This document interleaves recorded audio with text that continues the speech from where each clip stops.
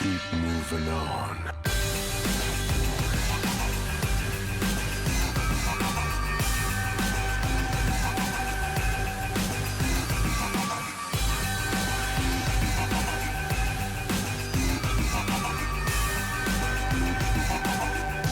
Keep moving on.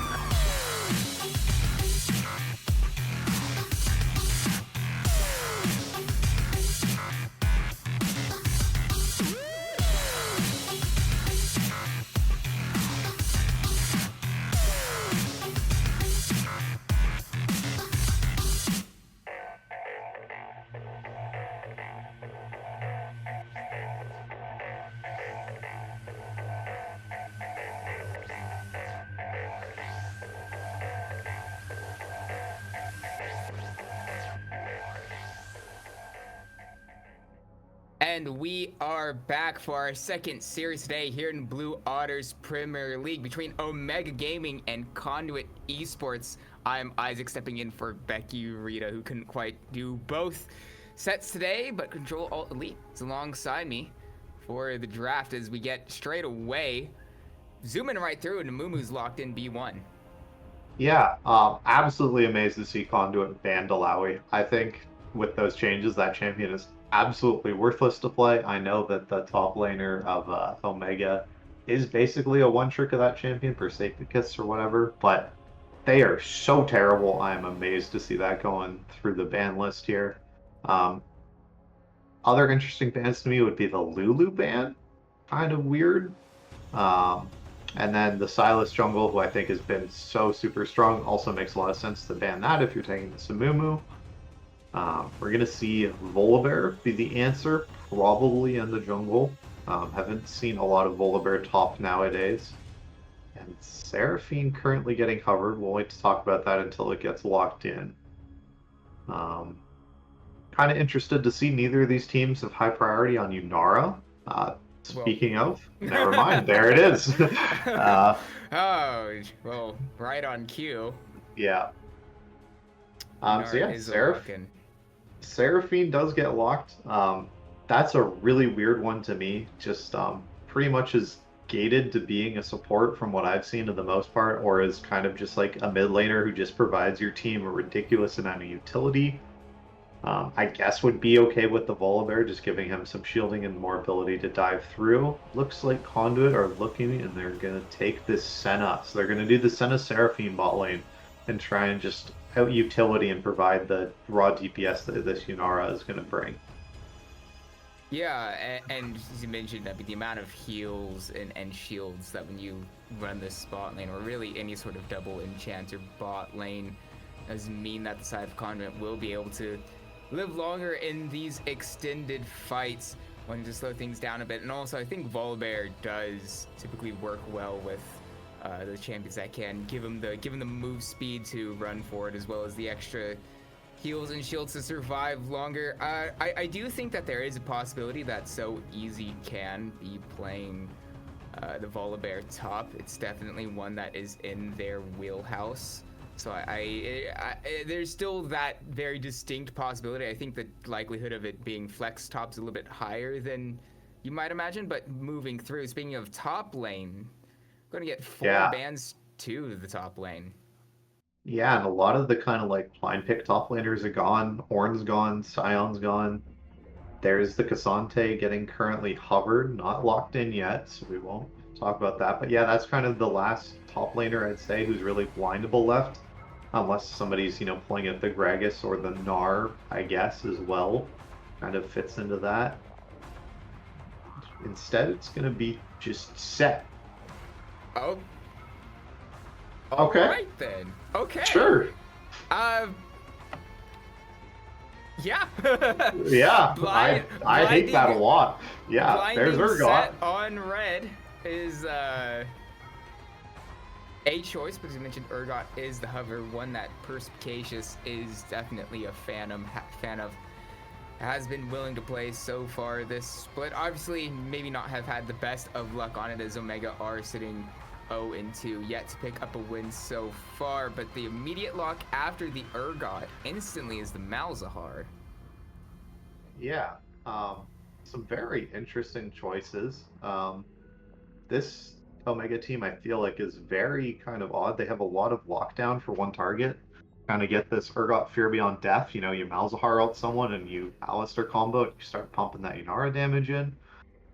Um, all right, and that is going to be the play as well. So yeah, very much for Omega, it's very kind of back to front style. That there's very kind of clearly you have a front line of you have a Mumu and Alistar engage, and you have follow up with this Urgot damage, the Yunara to kind of rain through, and then Malzahar to kind of provide some more like lockdown. Hopefully that you're able to get one of these squishies and just deny them the ability to provide all these heals and shields. Whereas the side of Conduit, you're very much trying to like absorb this pressure almost that you have. I don't know, you don't have that much disengage really on the side of your team, but you have like a lot of shields and burst back for yourself. They have a lot more range, I would say, also as for Conduit as the game progresses. That hopefully Senna is able to hit those soul sacks, play is able to kind of, you know, hit those severing bolts from range and just play into this Malzahar. Um, I would say just like as a top laner, I think this matchup for Urgot is super crazy good into set because if he ever channels Handmaker, you can just flip him over you, right? You always have the legs, so like if you're not ever like using your like key spells, like you know the Urgot Flit or the Set W, you're still winning because you do percentage health damage and Set builds a lot of HP. Um, so I think this matchup top lane should favor Omega, but I'm really kind of lost overall which team I like more. Um, I think Yunara is like super strong and ridiculously good, but I like the double utility of Conduit, but I like the rest of the map more for Omega. So I'm kind of split. What are your thoughts and this, Isaac? I I think if Omega, or I guess if Conduit can survive like an initial option to go in from the side of Omega, if they can survive that immediate punch, Yeah, uh, I think I think Seraphine Senna, the amount of healing and shielding, the utility that can bring, should be enough to power them through the rest of these fights. I think the only downside to that is that with Volibear and Set, you kind of want to be running forward, so you really kind of have to wait for that. But I mean, if you wait for like the Amumu to bandage toss in, you take Set, you throw him right back over, and then that's yeah, your way in. I see the way Conduit want to play the game, and I think if they can survive, if the Sinnoh or the Seraphine don't get picked off immediately, or I guess Wei as well doesn't get immediately destroyed, then that's their way, and it's what both these two teams are going to be looking for specifically. And if Omega can go in and find those angles, then they should be able to win these fights pretty comfortably as well. okay. But so heading in, what's your prediction? Who's going to take this? Do you think it's Omega or do you Uh, think it's Conduit? okay. I'm not fully aware of every player on both these teams and all their games, but I do know So Easy just won MVP, or I think, wait, was MVP or Yeah, runner-up? In yeah. one of the Titan Divinity, I believe, and So Easy is definitely one of like the premier players at this level. And so I might be glazing So Easy a little bit too much, but I think that alone, my brain wants to say immediately Conduit. But if we're talking about in terms of draft, I think it goes either way. Okay. I'm definitely favoring Omega a little bit more this game, so kind of a split decision from the casters. I mean, we'll just toss it to a short break and we'll see in game who's going to be able to take this in game one. Stay tuned.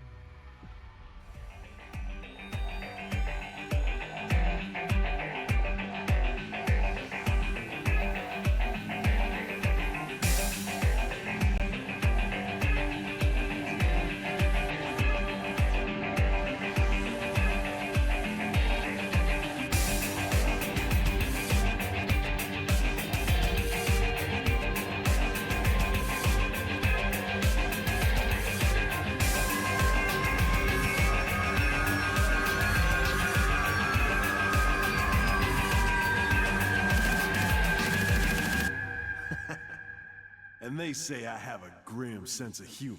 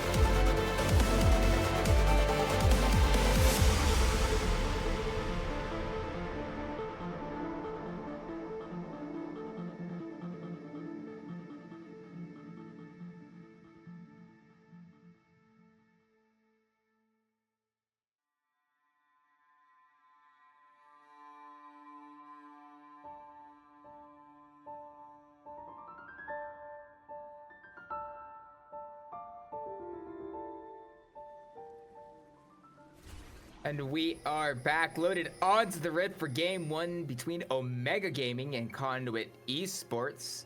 And straight away, you're looking like Omega's looking for a little bit of an interesting play here in the top side of the map. Yeah, gonna see if So Easy's peeking into this pixel brush here and gonna see if they can get something. But there is another stack here Match from could be in Maj. trouble. Won't quite be Gonna get hit by the snared slow. up. We'll have to flash away but though, So but on Easy's the other gonna get side, caught. So Easy gets flipped over, knocked up by the pulverize, but the haymaker, or not the haymaker, the Oh my E god, will- he flashed. I mean, the option was to flash. I don't know if Perspicacious needed to follow up, as the auto attack from Saren is enough to get the kill. But straight away, first blood going inside of Omega. Yeah, I don't know there. If I was So Easy and the supports burned Ignite and I have that much on me, I think you just take that death, man. That's pretty rough to start, but at least Perspicacious takes it as well, so you don't have to fear any of these flashies from Urgon anymore if you're low health. And we're going to see just how much early game pressure there is able to be from this top side of the map, which I think is going to be a hard win for the side of Perspicacious. You were mentioning earlier that you really like the Urgot into set matchup. Yeah. The extra range definitely coming in handy early on. You had a quick glimpse up there, but importantly also on the bot side, the map side of Omega, Maj did have to flash away from Poodle earlier to be able to survive, and Yuzara, especially early on, is a bit immobile. Yeah, definitely going to be hard to avoid these poke, and we do see this Volibear. Panay is like taking all of the Mumu's bot side jungle here went straight from his blue buff into the enemy Raptors, has taken the red now almost, and is going to start getting these chickens. That there is like a dive being set up for the side of Conduit. Potentially, if they're able to land some of this poke down here onto Nubly and to Maj. Yeah, and it does look like Caxi isn't quite aware of what's going on, but will be now, as he won't see his Raptors available. So I'm imagining the comms are probably going to be shouting that something's up, that Panay is on this bottom half of the map. So we see Maj and Nubly moving back under tower. Stacia's taking a tower shot, or only the one, so he'll be fine. But all the while, that didn't mean, and all this time, Caxi moving to the bot side of the map, not going to be able to pick up any of his own camps. Yeah, gonna be stuck at level 3 for now on this first reset here. Isn't even really able to afford anything. We'll get this one amped home. But there's no Scuttle Crabs up for another 15 seconds. I guess they're just gonna run for one of them. Looking towards the top side scuttle, it looks like here, as they know they do have the push in from top lane to help them secure that one if they do need it. I'm wondering what Panay is going to be able to take from this advantage that he's gotten, if he's just going to try to look for farm advantage here and just be this really huge, kind of boss monster for the side of these two supports for him, or if we're going to look for something, because we do see Coxie is trying to look and find something. Does just burn the Briar's Bloom. That is the flash move to Panay is going to flash forward. Caxi will have their own flash to answer if they need it, which they will use now. They will get the flash down on the Amumu. Perspicacious might be in a little bit of trouble themselves. The flip over does get him towards the right side of the map. Panay is here, as we used the flash earlier, but it won't matter. The extra move speed is enough, as Yellow Swag for the win gets the kill. Yeah, that's pretty big. I mean, this bails your set out here pretty easily. Is going to have the Urgot TP back, so there is that option there to keep the freeze. Be able to see if Perspicacious is do that, but this is already a plate picked up for its genetics, and we just need to see if Senna's able to get this soul count up. Yeah, notoriously, that 100 soul mark is about when Senna can start zapping you from one entire screen away. Usually expect to see that in and around 30-ish minutes, slightly before. Sometimes Maj going to be slowed up and in trouble. But Caxi's here bot lane. Right, see, Nubly and Caxi have arrived. The flashes from both of these bot laners come through. The bandage toss misses on a CC target, but it just won't matter. It's Genetics going to use the barrier as well. won't have any access to any summoners on the Senna. Yeah, and I mean, you do have this option to go for a dragon, but I think Coxie is just going to try and just get himself back in this game and start taking these Krugs and go back on a topside reset here. But we do see Panay is looking for him, trying to find the Samumu in his own jungle. Yeah, Panay having the Wisp available in his inventory is currently at a stronger point in terms of items. But even though they are at that point in time, I will say Amumu definitely always brings some sort of utility despite the disadvantage of in farm that they're finding themselves on. Okay. Just as we're kind of taking stock, there is, kind of the first dragon of the game spawned, but neither team's really pushing forward for it right now. There is the option once Panay is done here. He does have his bot lane having the priority right now. Senna will be able to rotate over alongside Poodle on this Seraphine. So that might be the option here, and it looks like it will be. We do see Panay is just topside clearing right now, so it's going to be no contest for the side of Omega. Yep. First Drake going to Conduit, and with a few minutes to spare before the Grub spawn, which means Panay will definitely be able to have enough time to try to move up should Conduit want to try to contest. However, as mentioned, this top lane has been very assertively going the way of Perspicacious on the Urgot, so might be a little bit ill-advised, especially with that Geekazin link from Caxi. Yeah, I can see that despite that, death that he's had, that there is that quite a big lead here in the top lane of, 14, 15 CS currently for this Urgot. And yeah, just so easy is just playing incredibly far back. But we do see the bot lane is rotating up here. Gonna be trying to fight for these grubs, it looks like. Yeah, going to be attempting to get the numbers advantage. Will arrive first with the top lane. Also to get so easy out of this really tough matchup. However, the dash forward gets the flip onto its genetics, who takes a decent amount of damage, but will be able to heal up a pretty comfortable amount. This might be a little bit too far forward from the bot lane. Now top on the side of Conduit. Caxi will be spotted though, and the smite drops down onto this Amumu, who's a level down. No access to the Curse of the Sad Mummy, and that will be another kill going to the side of Conduit Esports. Yeah, and just miscommunication there. Perspicacious, not knowing that, its genetics would have backup. Poodle there, able to provide some of that shielding and healing so that there wasn't able to be that kind of absolute damage coming in to get that pullback on the Furbion Death. Coxie being, of course, level 5 and not having access to Curse of the Sad Mummy came to kind of try and bail Perspicacious out. And yeah, that's getting closer and closer to the feats of warfare. That's 2 kills apiece on both these teams now. And with the second neutral objective done for Panay, looking for this invade here as well onto Coxie. Gonna see, does he get the bully? Yeah, he does. He get the smite down, will be able to get the blue buff, and importantly, level 6 will now have access to Curse of the Sad Mummy. It is definitely the defining ability of this Amumu. Yeah, for sure. We're going to see this is the, kind of classic Cosmic Drive rush here now that you see most of the time on Volader. Plays well with the Jack of all trade runes that he generally really likes. And is something that, when you are really far ahead, you can go for this kind of Flicker Blade setup just to get absurd amount of healing if you're able to stay in longer fights. And with this double support, it should be longer fights happening. But depends if this, kind of a Mumu ult and things like that are able to just lock down one target long enough for someone to just get picked off. Yeah. But nothing really to it.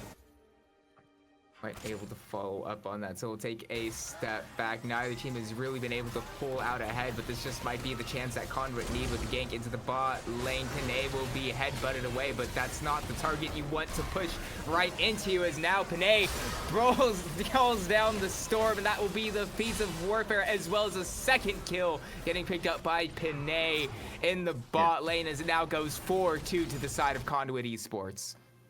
Yeah, and with 90 seconds on Dragon, that's some big summoner spells being down. Maj committing both the Flash and Ghost, trying to get away from that fight. And this is just looking more and more like Conduit have a firm grip on this early game. Yeah, there's about an 800 gold swing in that fight alone. Now advantage swinging the way of Conduit Esports, but importantly, picking up the feats of warfare does mean that they are only the one Drake away from fully completing the feats of strength and getting access to those upgraded boots. Yeah, and we see Senna has already completed her... Oh wait, I'm going to cut you off there. There's going to be a lot of trouble for Hui. YOLO Swag apparently going to live more than once. Oh, whoa, straight to the top lane. Fear beyond death. The Haymaker shield doesn't help you with that ability. So easy waiting on for that shield when it doesn't provide any sort of value after the second cast of the Urgot ult. Yeah, those are some big kills getting picked back up, and with this 25 seconds till Dragon, it gives you this opportunity to look for this kill brush here. And if you're able to get some of this, lockdown and just kill someone, you still do have Curse of the Sad Mummy. Didn't burn that in that gank attempt there, but without, the Null, I can't remember what Malzahar ult is called. The Nether Grasp. Nether Grasp, thank you. Yeah, without that, I feel like this Dragon's going to be really hard, and I doubt we're going to contest for it. But with Coxie still sitting down here, maybe it is a look. Could potentially be a look. Obviously, the bandage toss does give that a range for Caxi to sneak in, maybe try to find a steal. But actually, Caxi moves away, decides against it, and so no contest for the second Drake, which means Conduit starting to stack up towards the eventual Cloud Souls we see now spawning down. But on top of that, it is also the feats of strength to the side of Conduit Esports. Yeah, and we see this is now the kind of big power spike of the game randomly at Urgot at level 9. Now that you have your W unlocked as a toggle, so this should be this matchup continuing to get more and more into this Urgot's favor, but it'll be really hard for him in these team fights just with his really low range to be able to actually provide any sort of constant DPS. Nice buffer there to make sure that they were able to get out from underneath that tower. Moving on once again as we sit around 13 minutes. Both these teams really not much separating them in terms of resources, but importantly, a few of those grubs. We're seeing the extra turret damage that it has given this bot lane. Of course, I say that Nethergrass flash over too many members in the mid lane for YOLO Swag for the win to be able to find any way out as the way gets instantly deleted. Yeah, but I feel like your whole bot lane tower going down and this Yunara just being denied farm is going to be a huge detriment to your team. I really feel like you need them here to try and kill Panay. Oh, the headbutt out. Nubly still targeted by the tower, but the Unbreakable Will does nullify enough of that damage for it. Is alive. The Showstopper will bring Burspicacious back under the tower and gets a solo kill into the struggling matchup. Yeah, that was big. So easy, played that really well, was able to get that flash reposition to get that Showstopper into the tower. Crucially, was able to wait out and not get hit by any of that Urgot. Disdain wasn't hit by the flip and just wins that trade.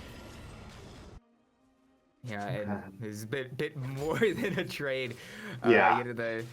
So typically when you want to hear the word trade, it's like, well, you see Perspicacious, he's down at like a quarter HP. That's a straight up solo kill for So Easy. Despite how this matchup has gone, but still across the map, there's still just not all too much separating these two teams, at least in the terms of the gold and the kills. Obviously, saw earlier It's Genetics and Poodle were left alone in that bot lane in the 2v1. We're able to pick up that tier 1 tower. Yep, but both AD carries pretty even in terms of items. Major thing is that, we don't see Nubly having completed his first item yet on this Alistar, just kind of sitting on components, whereas there is the redemption finished for the Seraphine of Poodle, trying to make sure that their team is able to live through that Amumu Wombo combo ult of someone getting bursted down. This is the Herald started. Don't know again if Coxie has any time to get into any of this. I think it's just another objective going over to the side of Conduit. Yep, that is the confirmation that Shelly will be claimed by Conduit. Perfect on the neutral objective so far. However, the option for the side of Omega, the answer is to move straight into the mid lane and secure that tier 1 tower, allowing them to give it a little bit more comfortable moving into enemy territory, but Panay doesn't look to be giving up this fight in the top lane. Perspicacious down to half HP now, pulled back. Stormbringer cancels. The turret doesn't really need it, as the pull back from so easy and the showstopper means that Perspicacious was too far away from anything to survive that fight. Yeah, just a really interesting play by Perspicacious there, choosing to go forward with that flip. Not trying to buffer anything with it. And this is wait, be a... Saren? Yeah. This is looking like it might turn into a bit of a stomp. It's turning really, really quickly for the side of Conduit. Yeah, 2 kills given over unanswered in very quick succession to the side of Conduits. However, admittedly, they haven't quite been able to blow up this gold lead, still only sitting a few hundred over the side of Conduit Esports. We should suspect as the longer this game goes, the more value that its Genetics and Poodle get on their champions. Yeah, and crucially, we do see that Senna is the one with the Herald here. So they are able to just crack this mid lane turret kind of whenever they feel like it. Probably gonna not just choose to do it now as this dragon spawns, get this charge in. That should be this tower going down, transition into that. We do see Perspicacious on this top side trying to trade and get this tier 2 in the top lane, perhaps. Actually is here. Might be a potential steal. Looks like the rest of Omega are arriving with the exception of Perspicacious, but Perspicacious does have access to the teleport at any point in time should Omega want to move over. But speaking of this, Urgot claiming the top lane tier 2 all the while, despite that solo kill earlier so easy.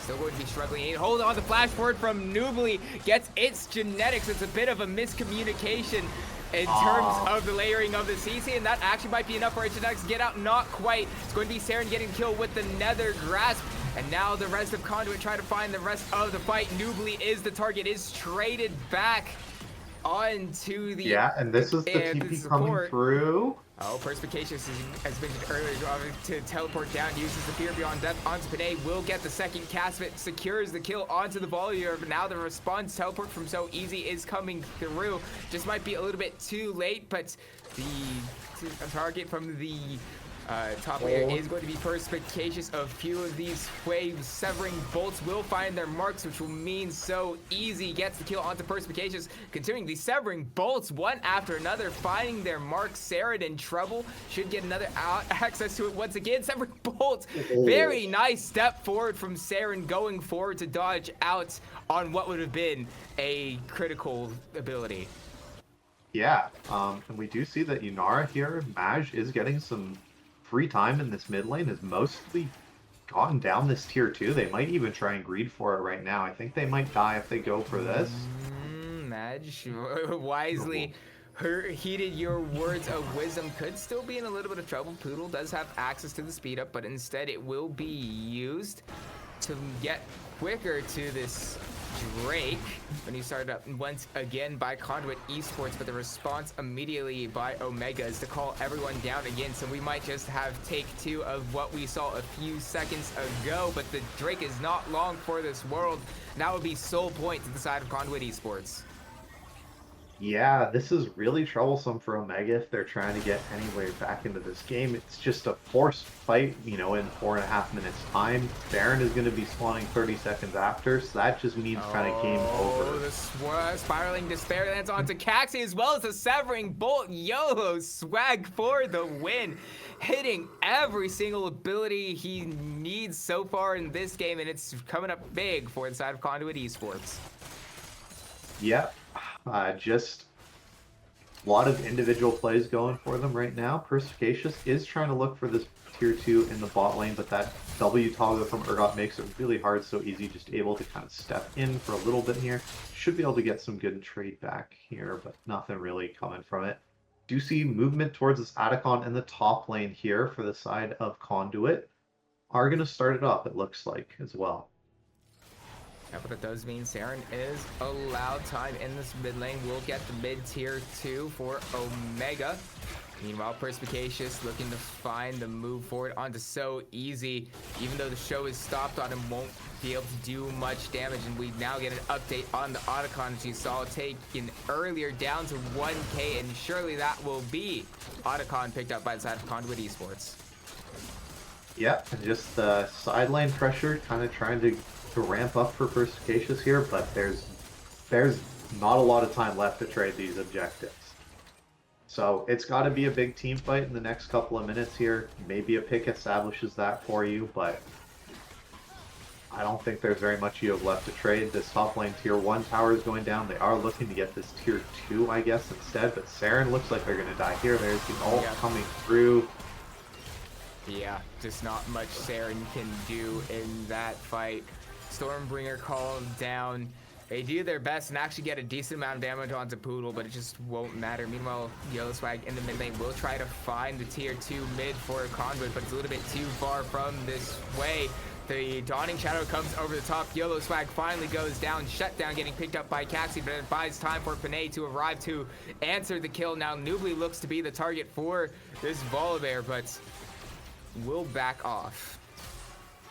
Yeah, and we do see that just So Easy is able to just start pushing down the bot lane, get everything set up, and that's going to be some more minions, just some more CS getting dropped. Never mind. Teleport coming through for Sarah, I believe. Yeah, on this Malzahar.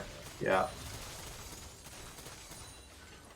And man, there's just so much action just happening across the map as these two teams are just trading back and forth. Yeah, and it really shows on the scoreboard. I mean, even though Conduit have picking up every single neutral objective so far, and are that one Drake away from the Cloud Soul, they haven't really been able to really run away with this game. Less than 1,000k up at this point in time. It's basically negligible. However, I've said it once and I'll say it again. The amount of time, the longer this game goes on, the amount of utility that the bot lane from Conduit gets will be big. Oh, no. They have found the angle they need, won't get hit by the middle of the Haymaker, is targeting up So Easy with the fear beyond death. The show is stopped. Is it enough for So Easy? It is not. Shutdown getting picked up by Perspicacious. All while in the bot lane, Panay will have to use the Stormbringer to get away and will successfully do so. Yeah, but Perspicacious has time to start hitting this. It's going to get Yellow Swag to TP out. That's a minute now where you have a timer window to try and maybe get something, get some vision established. Maybe we can land this Curse the Sad Mummy here. Would be an important one. We have Drake spawning in less than a minute. It'd be a huge fight if Omega can find it. Conduit they sniff out what's coming down and decide to move away and cede the positioning in around this Soul Point Drake. Yep. I mean, there is the option that you can just try and stall this out just a little bit and then maybe go for this Baron or something like that. But doesn't look like it. Just don't have any of the waves pushed right now, and there is a Death Bush being assembled. Yep, it would be trouble for the side of Conduit if they walk forward, if they try to find something towards the Drake. However, Saren is alone, and so now the rest of Conduit move out to try to help their mid laner out. Bandage Toss doesn't quite find its way onto Yellow Swag, so they show themselves. They let Omega let Conduit know that they are in and around the Drake, but Conduits don't seem to care and instead move towards this Baron to help set that up. Yep, just going to take this tier 2, it looks like, get this Baron Vision set up, and then be ready for that. I think there we go. Omega's just looking to push mid. Are they trying base race? It'd be a very odd time to try to base race. Not quite all that big, but actually, I said to that that Conduit would try to find the vision around this Baron. They didn't actually drop all that much vision.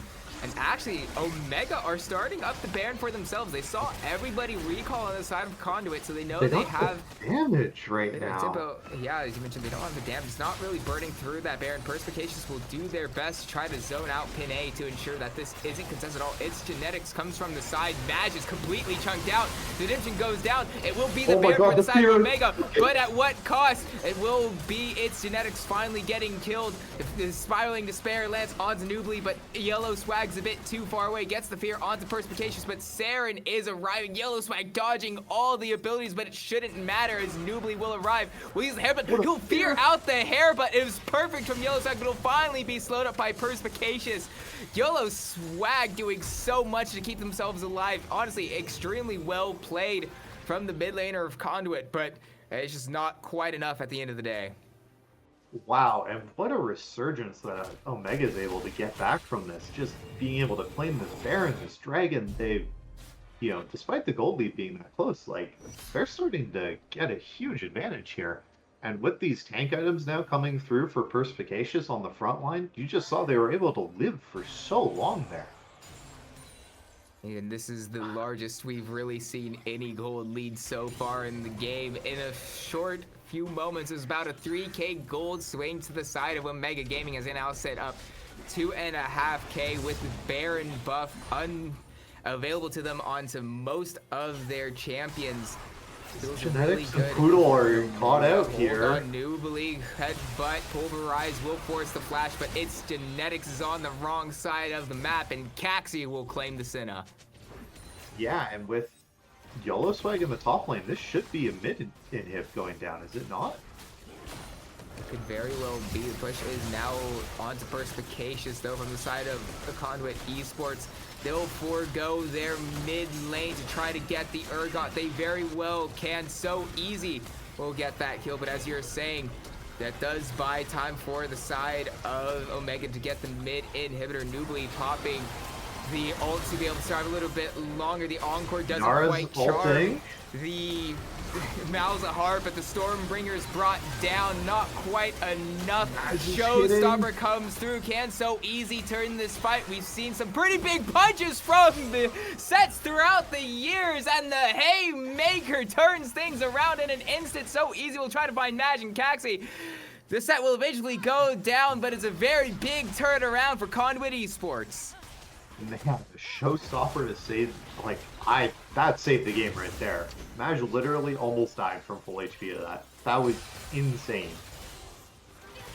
Yeah, I mean, it is just the champion set where yeah. You get a few levels under his belt, he presses Showstopper, you try hitting him, and he gets a 1 million HP shield as he then punches your entire team down for their entire health bar. So easy. Pulling that off at a very crucial time. What seemed to potentially be game one going to side of Omega has been completely stopped. Omega still ball in their court with over 3k gold lead available to them. But the game isn't over until the Nexus goes.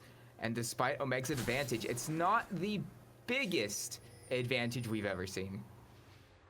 Yeah, this game's still super close. Perspicacious kind of needs to be with his team almost at this point in the game, despite wanting to stick on the side lane.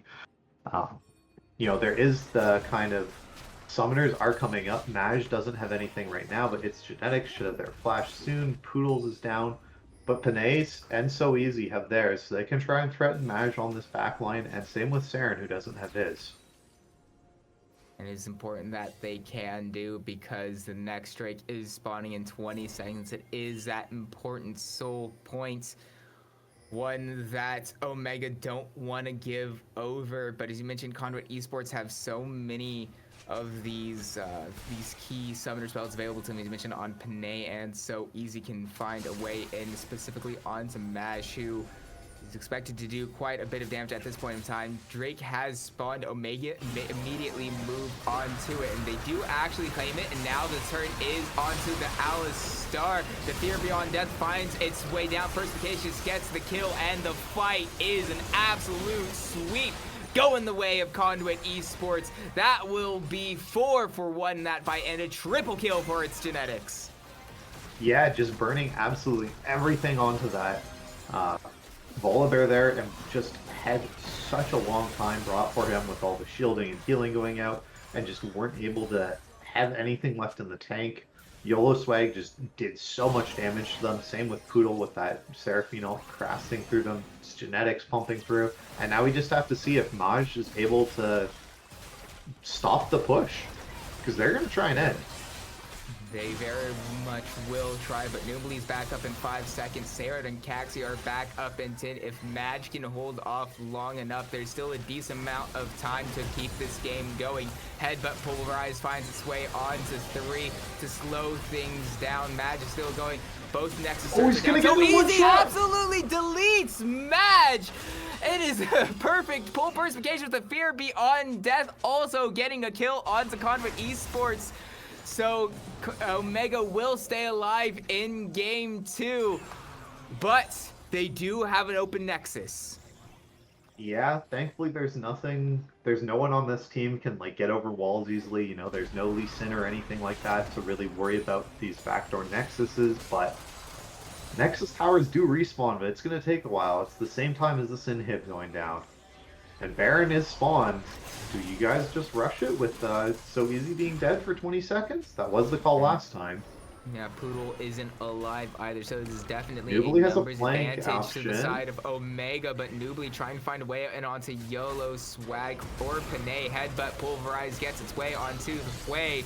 Nubly still locking down this way, but not quite having enough damage nearby to be able to find the fight, and all that time it does allow So Easy and Poodle to respawn, but importantly its genetics did use their ultimate, so no access to the Dawning Shadow for the time being. This is going to be a trap attempted to be set up by the side of Omega. That doesn't quite fall for. The Spiraling Despair finds its way onto Perspicacious, gets a decent amount of damage, but doesn't find its way onto multiple targets. So Easy trying to find a way in. The Nethergrass is used onto the set, but the Encore is huge. It finds its way onto a few, but is it enough for the side of Conduit to find the rest of this fight?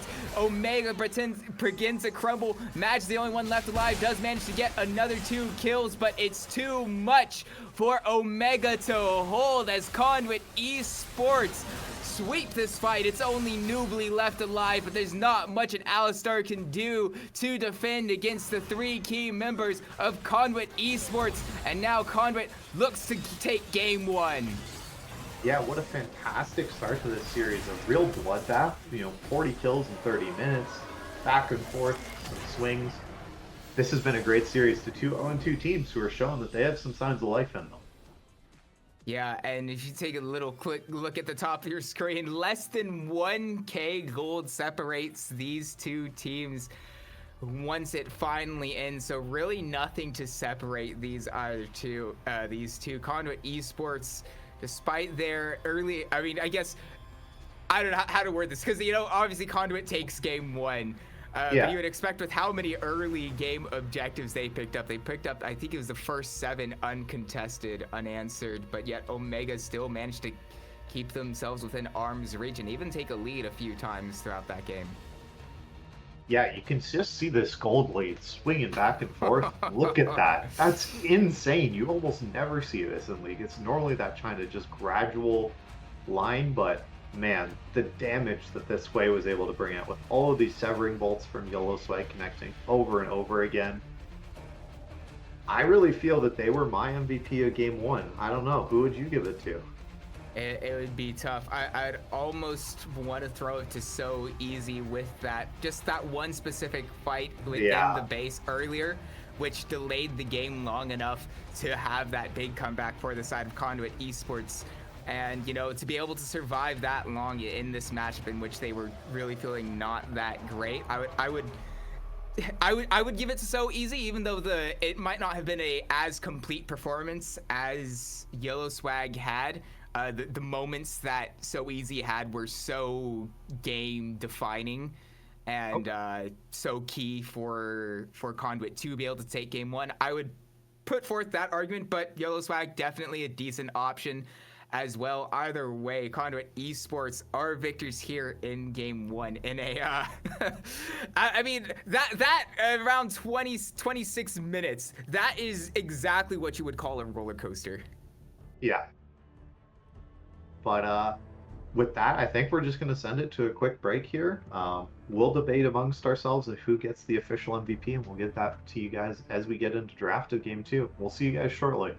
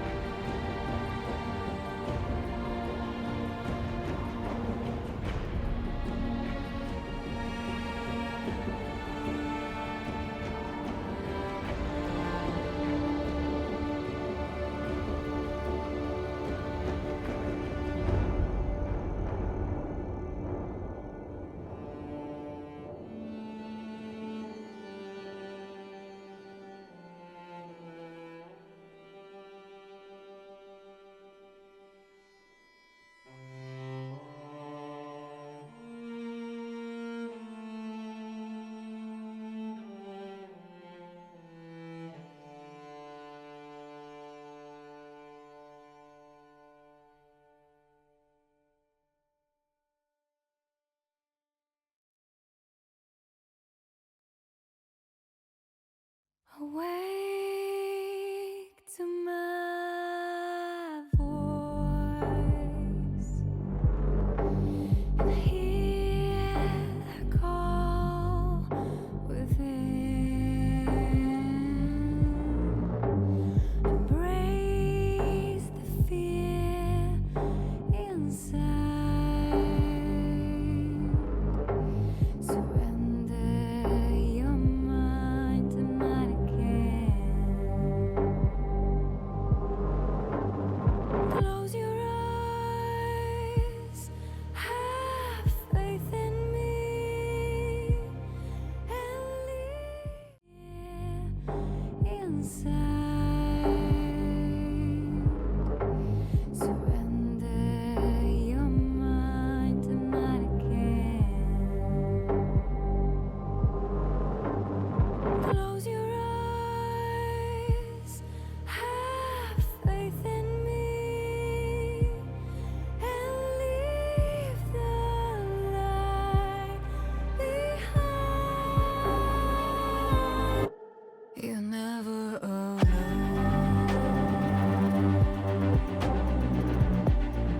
Whenever it's gone, let the shadows take hold.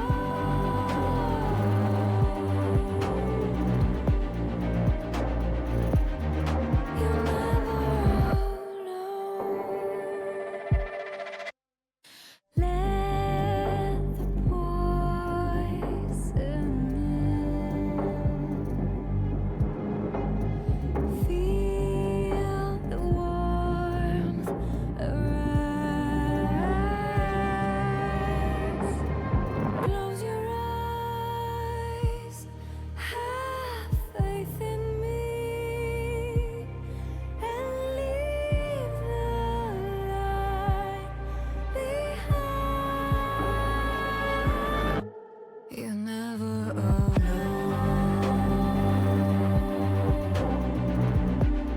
Whenever it's gone, let the shadows take hold.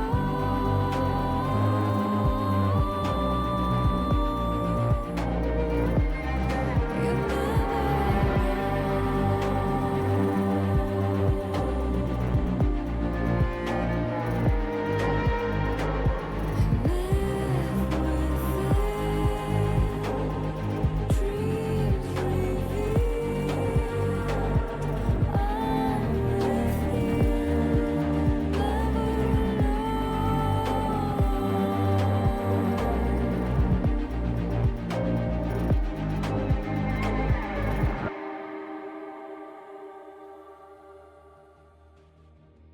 And we are a bit delayed into getting into draft, but we are back and ready to go for game 2 between Conduit Esports and Omega Gaming. Omega opting to move to the red side for game 2. Yeah, still seeing this Alawi ban coming through. Maokai and Varus on the blue side, kind of interesting with some of these more power picks, I would kind of say, with this Maokai and Varus getting taken. Red side taking Sivir Syndra, taking some really powerful late game options for themselves. Looks like we're going to be having a much more mid game focus. That is a Wukong Yasuo hover. That's definitely a combo. It definitely is, obviously, with the Cyclone knockup, but a Nivy. No, that's just a hover. No. Yeah. I'm not falling for this. Okay, it is a Nivea then. All Yeah. right. A Nivea for yellow swag.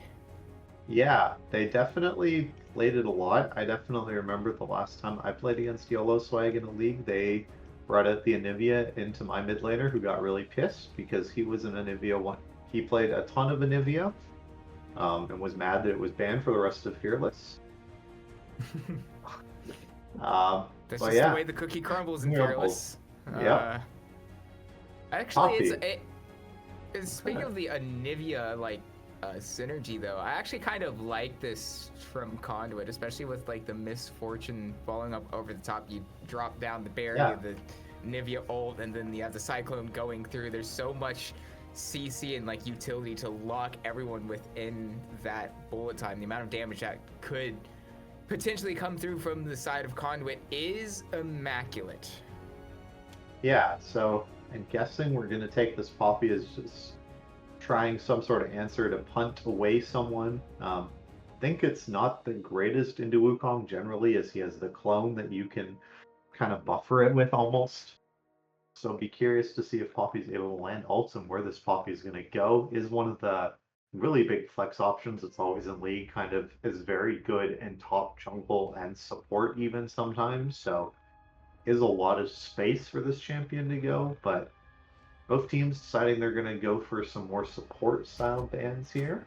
Be interesting to see if that's just going to keep following through here and what we're going to see on red side for pick 4. If it's going to be some sort of support to kind of lock that this Poppy is going either top or jungle, or if they're going to take some sort of top lane pick.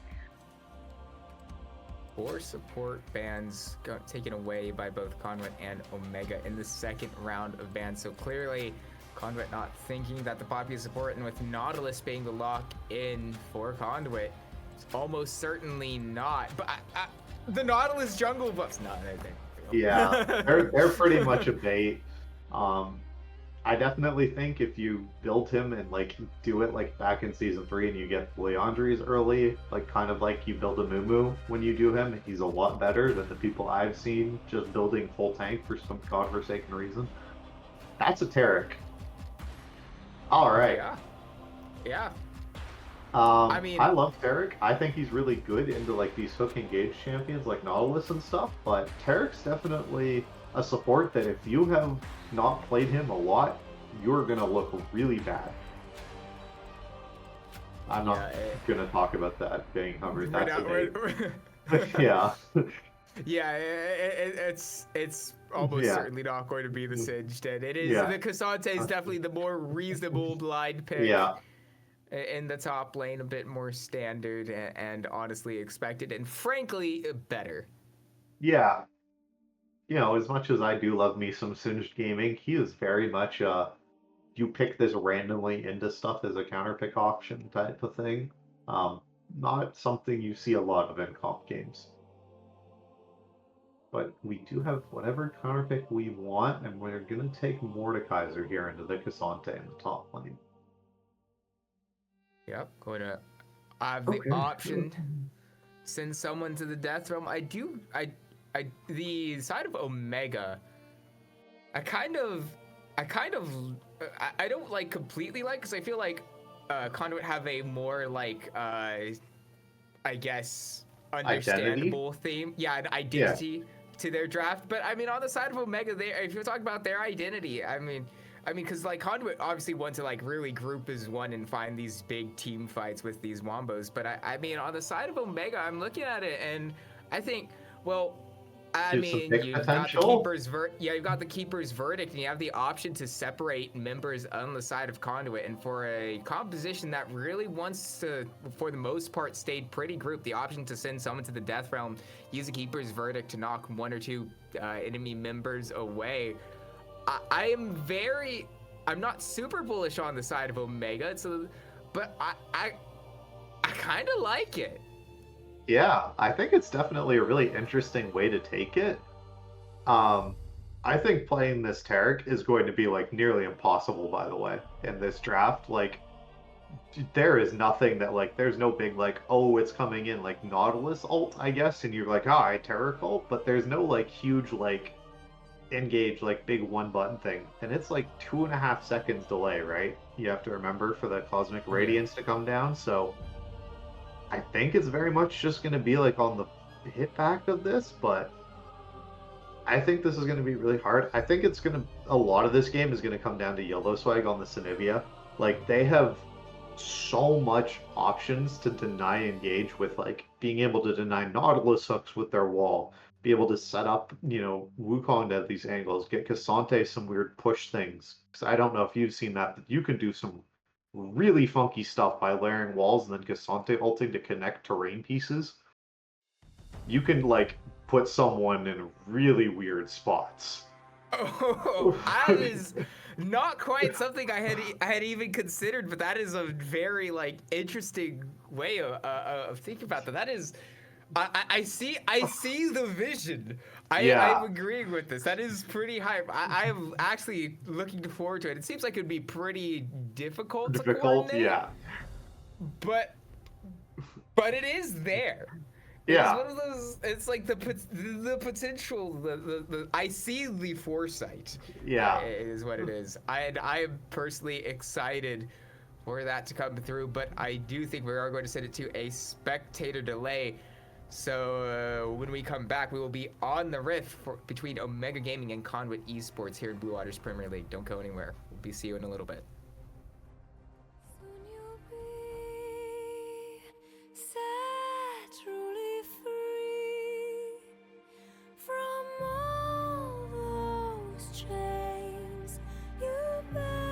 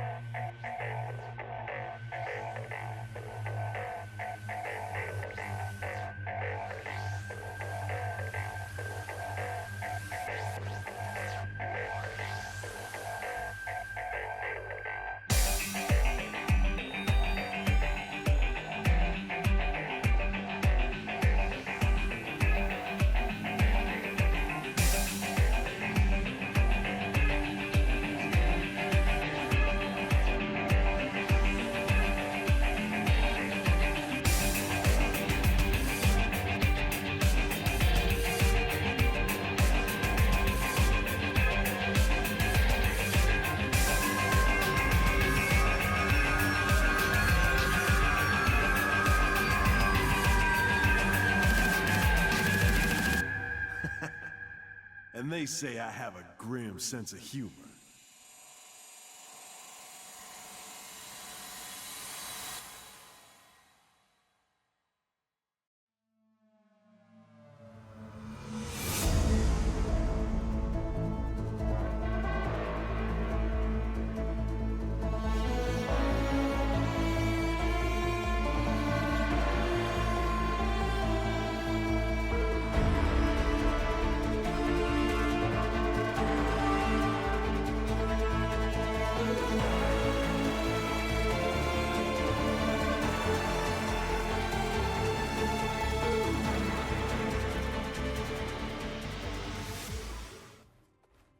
And we are back and ready to go for game 2 between Conduit Esports and Omega Gaming. And straight away, Conduit trying to find some shenanigans at level 1. They could be walking into Mash in just a few moments.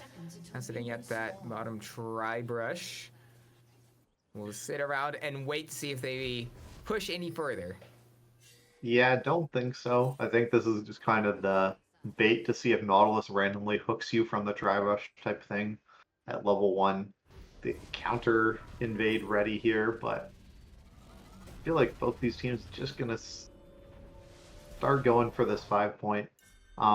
Really curious to see where both of these junglers are gonna path this game. I feel like there's a lot of gank options available for like everyone, right? There's mid lane, there's setup from both of your mid laners, and both of the enemy mid laners are really easy to kill. There's tons of setup in bot lane with this Nautilus and the Sivir.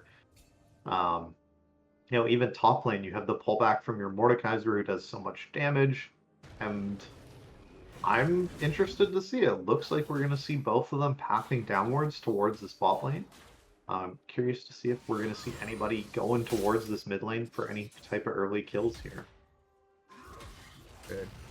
You have a moment to wait and see, because you mentioned both junglers pathing towards the bottom side of the map, but in terms of entry, Nubly not quite going to find a way down onto its genetics, and now the Dazzle comes down, stuns up Nubly, takes a decent chunk of damage in return. Yep. Unfortunately, wasn't able to get that second auto off with that Taric passive, not giving him back as much of the cooldown on the Dazzle, but still getting a good trade here. That is 2 for Perspicacious here on this Mordekaiser, just able to lay down some huge damage. Yep, so early advantages across the map, looking to the way of Omega. But as we take a look, an update on the junglers and their pathing, it does look like Panay is, well, as expected, a little bit ahead of Caxi on the Poppy. Wukong obviously having a slightly better clear, but importantly, Panay will be spotted out on that ward on his own chickens. Yep, so we do know that that's going down. Do see that Poppy is doing the blue and then the grub, so they're not trying to cycle their camps quite as hard as some junglers like to do. Going to be looking for more of these plays, which does make sense as the Poppy. You do have really potent early ganks. Deciding to go with the phase rush this game, interestingly, just trying to play more towards that kiting style. Don't think there's all that many other interesting kind of summoner spells. I will say Nubly does have Grasp on this support Nautilus, which is very strange. Yeah, that definitely. I don't think that's like right. I feel like that may have been a misclick, because they are adjacent to each other, Aftershock and Grasp in the runes page.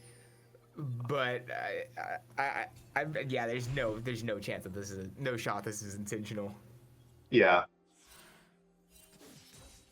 Okay, we see scuttles have been cleared for both junglers here. Gonna get this reset off first for Panay here on the Wukong. Coxie just a little bit behind him, but shouldn't really amount to anything. Nothing happening so far. Even this poke that's coming through hasn't really been anything. Both mid laners still have their full health bars here. Both have TP. Will be kind of interesting to see if Saren here with this first strike is able to get kind of any amount of any actual gold from it, or if it's not going to really amount to anything and just be more of the damage spike and the true damage that they're hoping for. Speaking of Saren in the mid lane, or I guess Omega as a whole, as we take a slight overlook of things going around. Omega having about a 10 CS lead in each of their lanes, but Perspicacious might look to push this a little bit further, but he's dragged under tower by the Pathmaker from So Easy. Gets the flash out of Perspicacious. Yeah, and with TP already down as well for So Easy, that's a pretty big win. Gives Panay somewhere that they can look before this Mordekaiser is able to hit 6.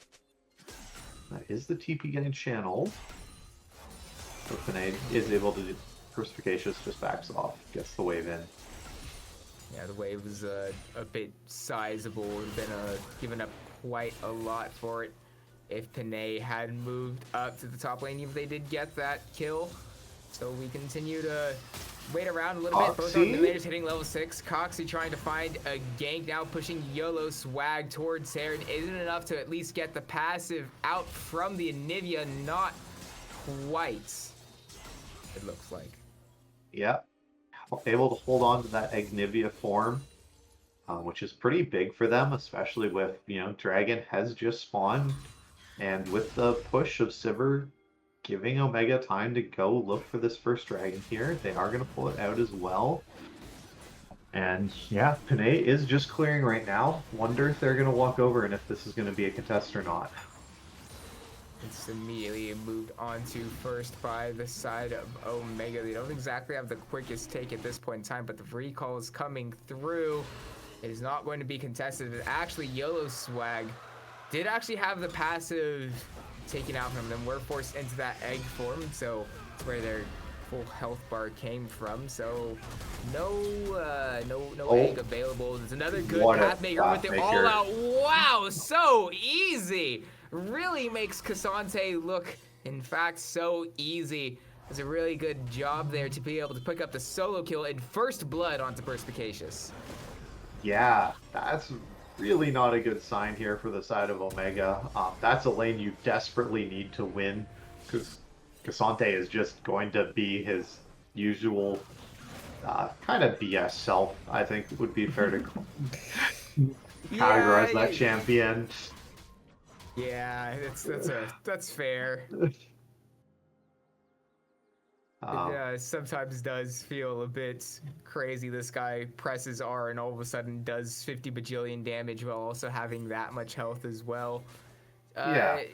Can feel a bit oppressive at times. At the very least, So Easy had already teleported back to lane and is going to be missing out on a little bit of CS and experience, as well as being slightly down in farm themselves, but this might go from bad to worse straight to the top lane. Poodle with the rotation up, gets Perspicacious low, but Poodle is sent to the death realm. It might buy enough time for Perspicacious to get out, but it's not close enough to his own tower to get the extra safety, and that will be a second kill going down onto Perspicacious. Yep, and Genetics was able to just channel and recall down there. Trouble. A great steadfast presence will prevent the dash forward from Panay. Now, Panay going to have to get away, but not much else from the side of Omega. Yeah, this is just our first plate going down here. Maj and Nubly don't have the depth charge unlocked yet, as Nubly is still just level 5, but are going to start proxying and denying some of this farm over from Genetics. Grubs have been started. One has been claimed already. Looks like they're going to go back in and claim all 3. Yeah, the numbers advantage is available in the top half of this match for the side of Conduit. Caxi will use the ult to get YOLO Swag away, and actually that will be enough. Saren will get the kill onto Poodle, who was already so low. So Easy going to try and turn this fight around, but will have to flash away with the all-out, but all the while it's Genetics is left alone in the bottom lane and in trouble. Ignite dropped down onto this Misfortune, but to feel the target will be quickly again onto this MF, as Poodle's going to be rushing back. But all the while, quick recap in the top lane. Numbers gun that was actually really good from Genetics. Try to slow down the wave. It will be a trade of kills back for the side of Conduit as they pick up the feats of warfare.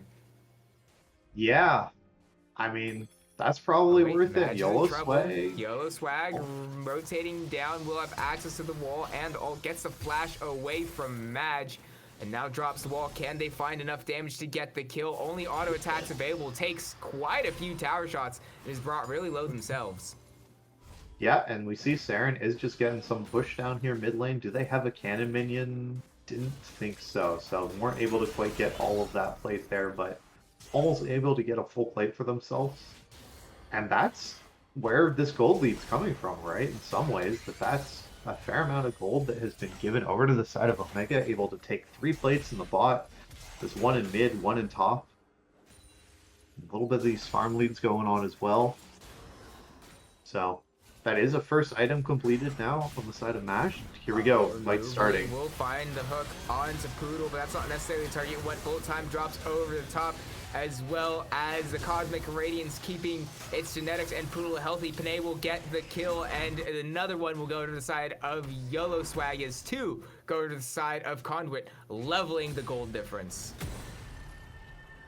Yeah, and we're just seeing Perspicacious here just getting bad end of these trades here, not able to really get anything going forward. Able to land something here. This should be an opportunity for something, but just decides to back off, keeping these trades really short. Importantly, the next Drake is spawning in 20 seconds. And with that fight earlier, Conduit was able to get the early setup, get vision, and around this Drake pit for a potential fight, for a potential contest. Meanwhile, Saren will land the Scatter of the Week. Won't find much else from that now. So Easy is so healthy. Will use all that onto Perspicacious. Does so much damage. The flash away is not enough for Perspicacious. It's another solo kill going the way of So Easy. Yeah, and this one is not looking nearly as good as the counter pick in game 1. Have to see if Perspicacious is able to get anything back, but that is almost the 4th plate going down on this bot lane tower. That is a lot of money getting pumped into this server early. Yeah, and also a bit earlier we saw its genetics being completely denied any sort of gold or experience. As I'm getting ganked IRL by my dog. Give me a second. Pepper, out. Yeah, Yep. all good. Ow, sorry, Do you see this dragon has spawned, and we do see Coxie immediately path over towards it, looking to start that up. But with Panay just able to kind of brute force away, YOLO swag looking for the solo kill Saren here. in trouble. It's a good wall to prevent the retreat of Saren. Not quite enough to get the kill onto Saren there, but is an important push with Drake alive and well. Caxi will arrive first in the mid lane, gets the egg form out of Anivia, but Panay and its genetics are arriving to ensure that the respawn or the passive fully procs as YOLO swag's back up and available with the Kimtech Is this Draco. going to be first tower going down now, though, with this one grub? They do see them hitting this dragon, so this will be first tower at least going down. Oh, Saren Lee's unleashed power and has enough to get the kill onto YOLO swag, landing a really good Scatter of the Week to get that solo kill. But all the while, as you mentioned, that is first tower going the way of Omega, and now it could potentially be Madge and Nubly in trouble. But they are doing a really good job to turn this fight around. Madge is out there, does a really good job to use that spell shield, keep himself healthy, but at the very least, Panay will get the kill onto Nubly. Yeah, and we do see Coxie is able to start getting something on this cross map here. While all this tension bot lane is happening for Panay, we are able to get some more money into Poppy, who's... I cannot tell what they're building here with this tunneler and a glowing moat. What the hell is that? Is that the... Oh, is that the crit item, the heals you thing? Whatever that is called. Sundered Sky? Yeah. Maybe? I don't think so, right? I don't think so, no. Either way, we have action in the mid lane. Scatter of the Week not quite going to find YOLO swag this time around, so Gig not as successful as Poodle arrives. Okay, does somebody want to tell me something that I don't know? Why are we building Blackfire Torch into the freaking movement speed item on Syndra. Is this some tech that I to do cut not you know? off there because Yeah. Perspicacious will send so easy to the death realm, but is Perspicacious who will be sentenced to their death as a result, and this top lane matchup has gone from bad to worse once again for Omega. Yeah. Sorry. So like, is Blackfire Torch into Cosmic Drive just the new Syndra build, and I'm just molding for no reason about this, or do you have any idea on this? Because I've seen I all Syndra's doing it all the time, and I hate it. It sounds terrible to me. I do not understand the tech. I mean, as you said, we've seen it twice in 2 games so far. Maybe it is the new tech. To be fair, I'm not quite as well versed on the itemization on that front, if any new developments have come through. So it might be the new meta, considering we've seen it 2 games in a row, but I do agree. It does sound kind of weird. But speaking of items, Yellow Swag having that Rod of Ages in their inventory, getting to stack that up relatively quickly, as well as the tier on Anivia will help to curb those mana issues that we've been seeing a little bit early on. Obviously, fairly standard for Anivia, but it's important that Yellow Swag does have those available to them.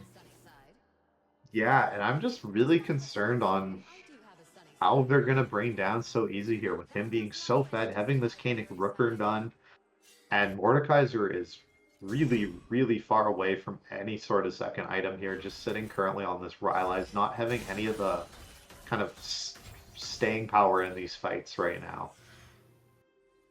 Yeah, I mean, the slow, obviously Rylai's is usually a pretty good item for Mordekaiser, but that's usually with the caveat that you aren't sitting 0-4 into a matchup that really hasn't quite gone your way. I should say about half their health bar down, as the Return Summon will be able to crack open this mid-tier 1 for the side of Conduit, and Conduit once again starting to push their advantage a little bit more. But despite the kills score, despite how this top lane matchup has gone the way of Conduit, they aren't sitting really with any sort of gold advantage at this point in time. Yeah, all of those plates going over and all of that farm being denied bot lane from its genetics means that this game's a lot closer than you think it is. Oh, Yellow Swag. This might be what Perspicacious needs to get back into the game. Yellow Swag sent to the Death Realm, will be sent to the egg form really soon. Of course, as I say that, Yellow Swag does flash away over their own wall to get out. Yeah, that was something Perspicacious really needed to pick up to try and get back into this game. Did even commit the flash and the ult there on top of it as well, so pretty big, but is going to force Yellow Swag to retreat and should give them time to start wailing on this top lane turret. Instead, I think they're looking for a TP here. Moodley is in trouble, but the Cosmic Radiance drops, keeping Poodle all right, but it ends pretty quickly, and not a lot of damage was committed into it. Panay in trouble, down to half HP, has to flash away over the wall. They're committing. And now Poodle is the target. A good scout of the week slows the advance from Conduit, slows the reinforcements. But that's a great wall placed up by the Anivia, which stops the retreat, but the response from Omega is good. Perspicacious down very low and immediately taken down. Poodle as well will be taken and claimed with how low his health bar was. Anivia will be sent to the egg form. Caxi on the wrong side of this fight. Its Genetics just needs a few more auto attacks, but will they be able to find it? Saren lands Scatter again. Genetics gets the kill. Can Saren find the response onto its Genetics? Not quite. The Anivia on ult, not quite getting close enough, but Panay has found the way onto Saren, getting the kill. Bullet time over the top. Does enough damage for Panay to stay alive, and Conduit in a really long fight find it and are picking up their second Drake for themselves. Yeah, and you just have to feel if there was just a little bit more damage on any member of the team, that would have just been disaster for Conduit, but just able to play the knife's edge of that fight for so long, able to get all of these kills. This is now so easy. Having his Frozen Fist finished as well is going to be a big power spike for him.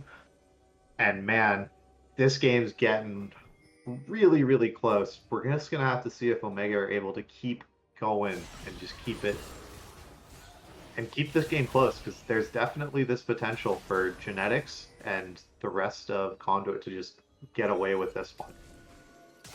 Yeah, and as you were mentioning, its Genetics has been in a little bit of trouble throughout this game, but finding a few kills under the belt. Saren on the wrong spot of this map, so the move is to try to find Yellow Swag, but there's too many members of Conduit nearby. Saren gifting a kill over to that's a Conduit. Yep, and Maj just continuing to play on this forward path and just push, channeling his inner Alwanis on Mundo here. But Anivia is here in the mid lane. Probably will be able to defend this tier 2 for sure. Is really playing with fire here. Maj is going to go on the hunt with the depth charge. Swag didn't onto kill, Yolo finish him. Swag. Not quite enough to get the kill onto Yolo Swag.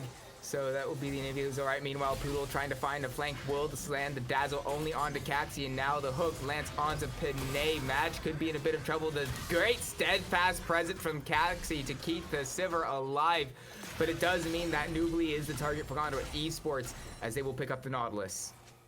Yeah, you know, Atacon has spawned down here in the bot lane, and that looks like the rush angle here for Panay. It's Genetics. Yeah, You're taking it decently low. Not exactly the one you want to see rushing straight forward at the at Syndra. Luckily to us, able to dodge out a decent amount of that damage. And so as you mentioned, it is going to be the Otacon going the way of Conduit without any sort of contest. Yeah, we do see that Coxie is trying to look for something, some sort of play top lane and finding Yellow Swag. They are sniffing this out and just super safe. And I don't think Coxie has the damage with this Sundered Sky build to really be able to even one-shot this Anivia. There's no Halo Blades or anything like that. And just going to have to see when someone is able to step up and start getting something done to help Maj out. Because they are the whole team right now, it certainly feels like to me. It's Maj and Saren trying their best, and Nubly and Perspicacious really just have to be able to get some utility and some actual stuns that allows the rest of Omega to win some of these fights. But Maj is still relatively big on the Sivir, sitting on 2.5 items. The Essence Reaver and Flicker Blades, not the biggest power spike for Sivir, but certainly not feeling weak at all. The Flicker Blades especially important to reduce a few of those kill downs. Perspicacious could be in trouble once again. Pathmaker will have to be flashed away from the side of Perspicacious. No flash on the Mordekaiser, but it's Genetics going to use the Make It Rain to slow down Maj, who's the target. Maj goes on the hunt, but the actual move speed isn't enough to get out, and there's nowhere to go for Nubly as Conduit gets another 2 kills. Yeah, I'm not a biggest fan of this Hearthsteel on supports. I definitely think it's super risky, and we're seeing it when you're behind, it doesn't work out. That was a great roll. They will be canceled, and it's a very good play, a very good response from the side of Omega. Now the target is going to be Yolo Swag. The CC drops, but it's a few really good stuns, and as the Cosmic Radiance drops down, it ensures that Conduit won't lose any more members. Yeah, Coxie using that Keeper's Verdict, the ult to get the knockup, but just a little short on Perspicacious, being able to get the pullback with that E there. Just ensures that they're able to survive, and with 30 seconds on this Dragon, I'm imagining we're going to get our resets off here for YOLO Swag and Poodle, and they're going to be able to restock back up on Vision and get this ready to get themselves to Soul Point. As you mentioned, it is an important one as we are on Soul. It would be Soul Point to the side of Conduit if they do get this. However, it will be first move to the side of Omega. They will be allowed to set up Vision first to be able to claim their territory in and around this Drake. And but they're just starting it. Ahead.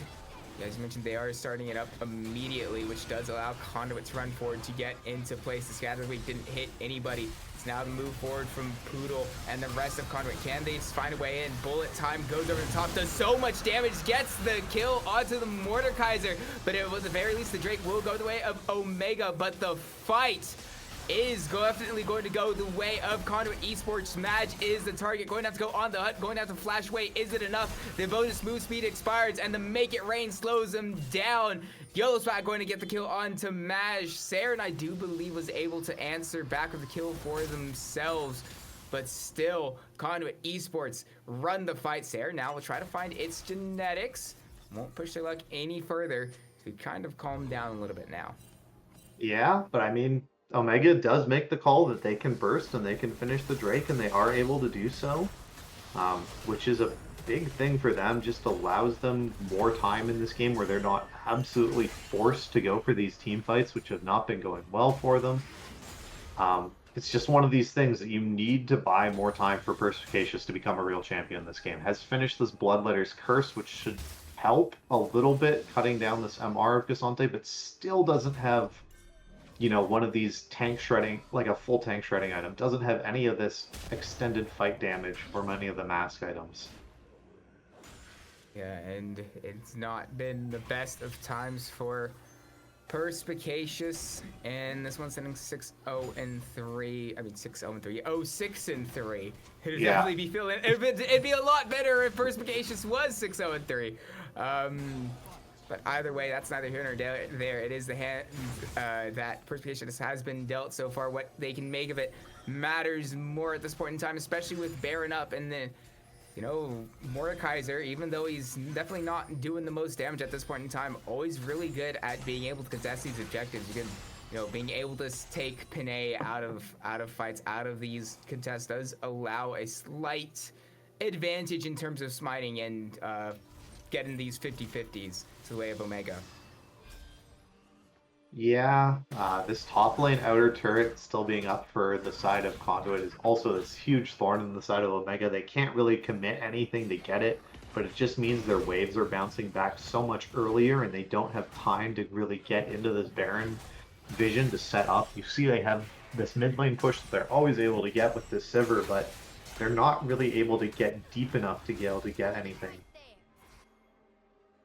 Going down. Panay looking for this. Hold on, Madge could be in trouble. Goes on the hunt to try to get away. Will be able to successfully get out, but Nubly is now in trouble. Going to have to flash over the wall to escape. And a good keeper's verdict from Caxi ensures that all the members of Omega stay alive.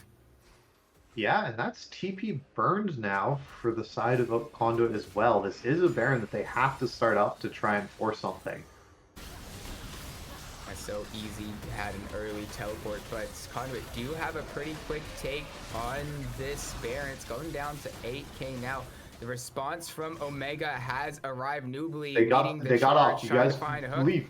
They back off. Okay. They back off and it resets. Oh, they're Hold on, dead. this might be the angle. It's a really great wall from YOLO Swag. A good pick drops down onto Nubly very suddenly. And now, once again, it's numbers advantage to the side of Conduit. So they're going to move straight back onto the Baron. Yeah, crucially, Coxie is still alive, and they do have Flash to try and make the hero play, but there's no vision currently, and it looks like they're just going to try and push mid and make sure that they have waves set up to make sure. But there's no side lanes either. Oh my god. Oh my gosh! Caxi steals the Baron! All the while the push in the mid lane comes through. It is an absolute hero play from Caxi. They had no right to steal that one away, and yet they do. Baron to the side of Omega Gaming, and that's exactly what they need to have sides of life in this one. There was no way. He didn't have vision, right? He had Sweeper. They had Pink Warts. How the hell did he manage to do that? That's insane. Wow. Yeah,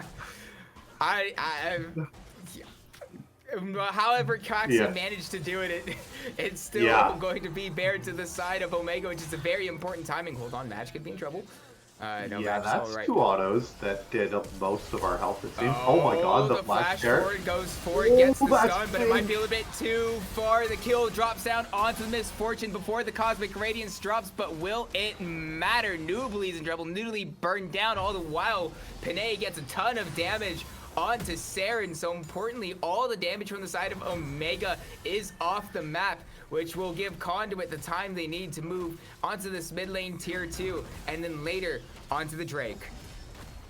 Yeah, I really just want to see Perspicacious just leave and go farm and try and get some items, man. Like, I don't think you guys want to fight this dragon. This mid lane priority is kind of fake. You don't have the damage to, like, get anything with it. Like, I think this guy just needs to go hit 16 somewhere, get his item, and just be ready to fight, because, man, it is not looking good still. I mean, Coxie might just try and go for this other steal. It worked the Yeah, but last he won't. time, right? That's a Yeah, ult but he cancel, wanted to though. Flash. Saren's also here. Drake Oh down my to 400. god. Saren, oh my gosh, Saren deletes Poodle. And even though the Drake goes the way of Conduit, Saren will try to find a way in. Caxi is so taken. He double kill getting picked up by Saren. And a great keeper's verdict from Caxi. Keeps himself alive. 2 kills to the side of Omega unanswered. Yeah, and we saw Perspicacious there was able to kill Misfortune in the Death Realm, which is another huge win for them. That's some much needed gold. This gives you time to hopefully get this bot lane tier 2. You know, it's not the inhib or anything like that, but it should be some more gold to kind of even out this game that was getting away from you, but the gold leads back to even now.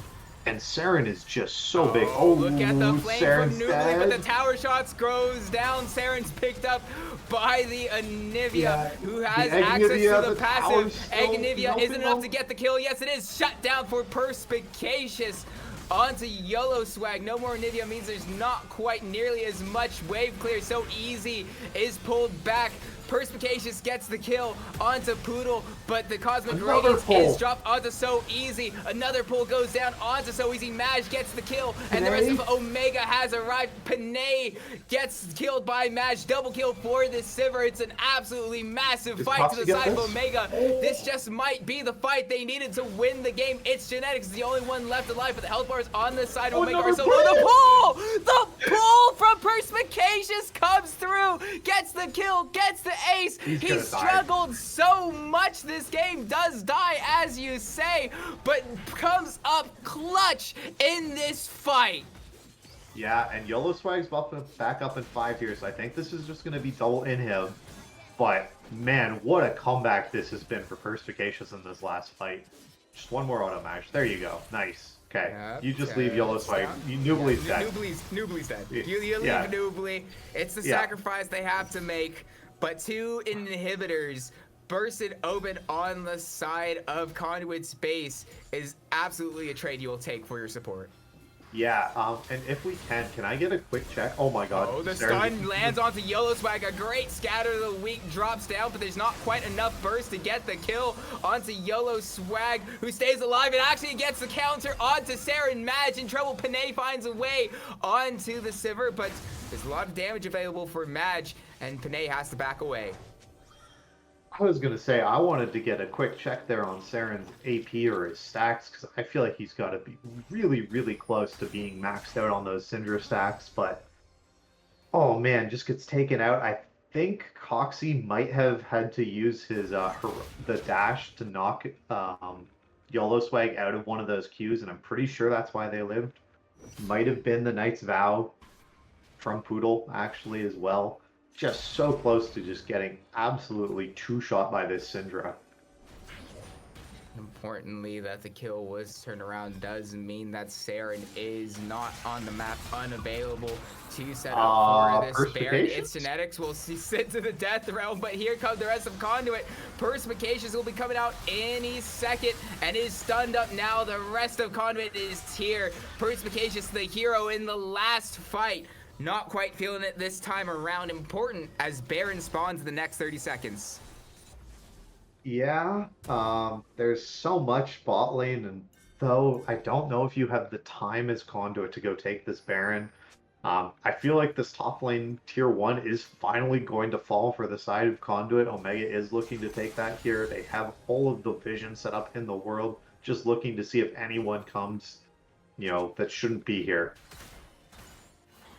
So as you mentioned, the amount of push, and importantly, it is the bot lane inhibitor that is down for the side of Conduit, forcing pressure to the opposite side of the map this Baron is on, so it's not going to be as easily answered from Conduit Esports. We saw YOLO Swag is the one to move down, does have access to the teleport should Conduit need him to come back up.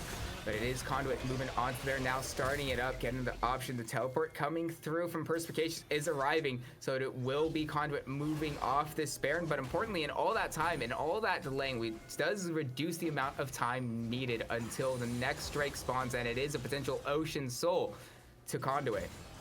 Yeah, I mean, this tier 2 turret here doesn't really get you anything. It's just extra gold in your pocket that you don't really need. That's another pretty big pull into a stun.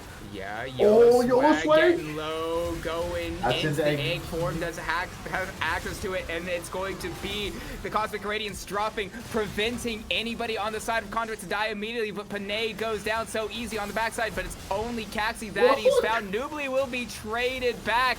It's Genetics will get that kill. Perspicacious into the back line. Actually, it's so easy. Trying to find Madge. Gets the kill down onto the Syndra. And now Caxi will be claimed by So Easy. Madge in full retreat. Luckily for the side of Omega, despite losing the fight, there's so many minions in the base of Conduit that it'll be troublesome for them to try to claim anything else off that fight. But it's still a really good one by Conduit Esports. Yeah, just getting so much closer and closer, and now with everybody just being so high up in this gold lead, right? This game's been going on for 36 minutes with all these kills that's happened that, you know, all the items have come through. You're not really going to get another breakpoint anytime soon. Siver's at 6 items here, has even chosen to get a defensive item here just to stop this Wukong from one-shotting them, going with this Randuin's. Man, I'm really curious how this Baron Nets is going to go, because that's obviously where these two teams are going. Yeah, it is important, though, that before then, that will be the 4th Drake for the side of Conduit, giving them that Ocean Soul.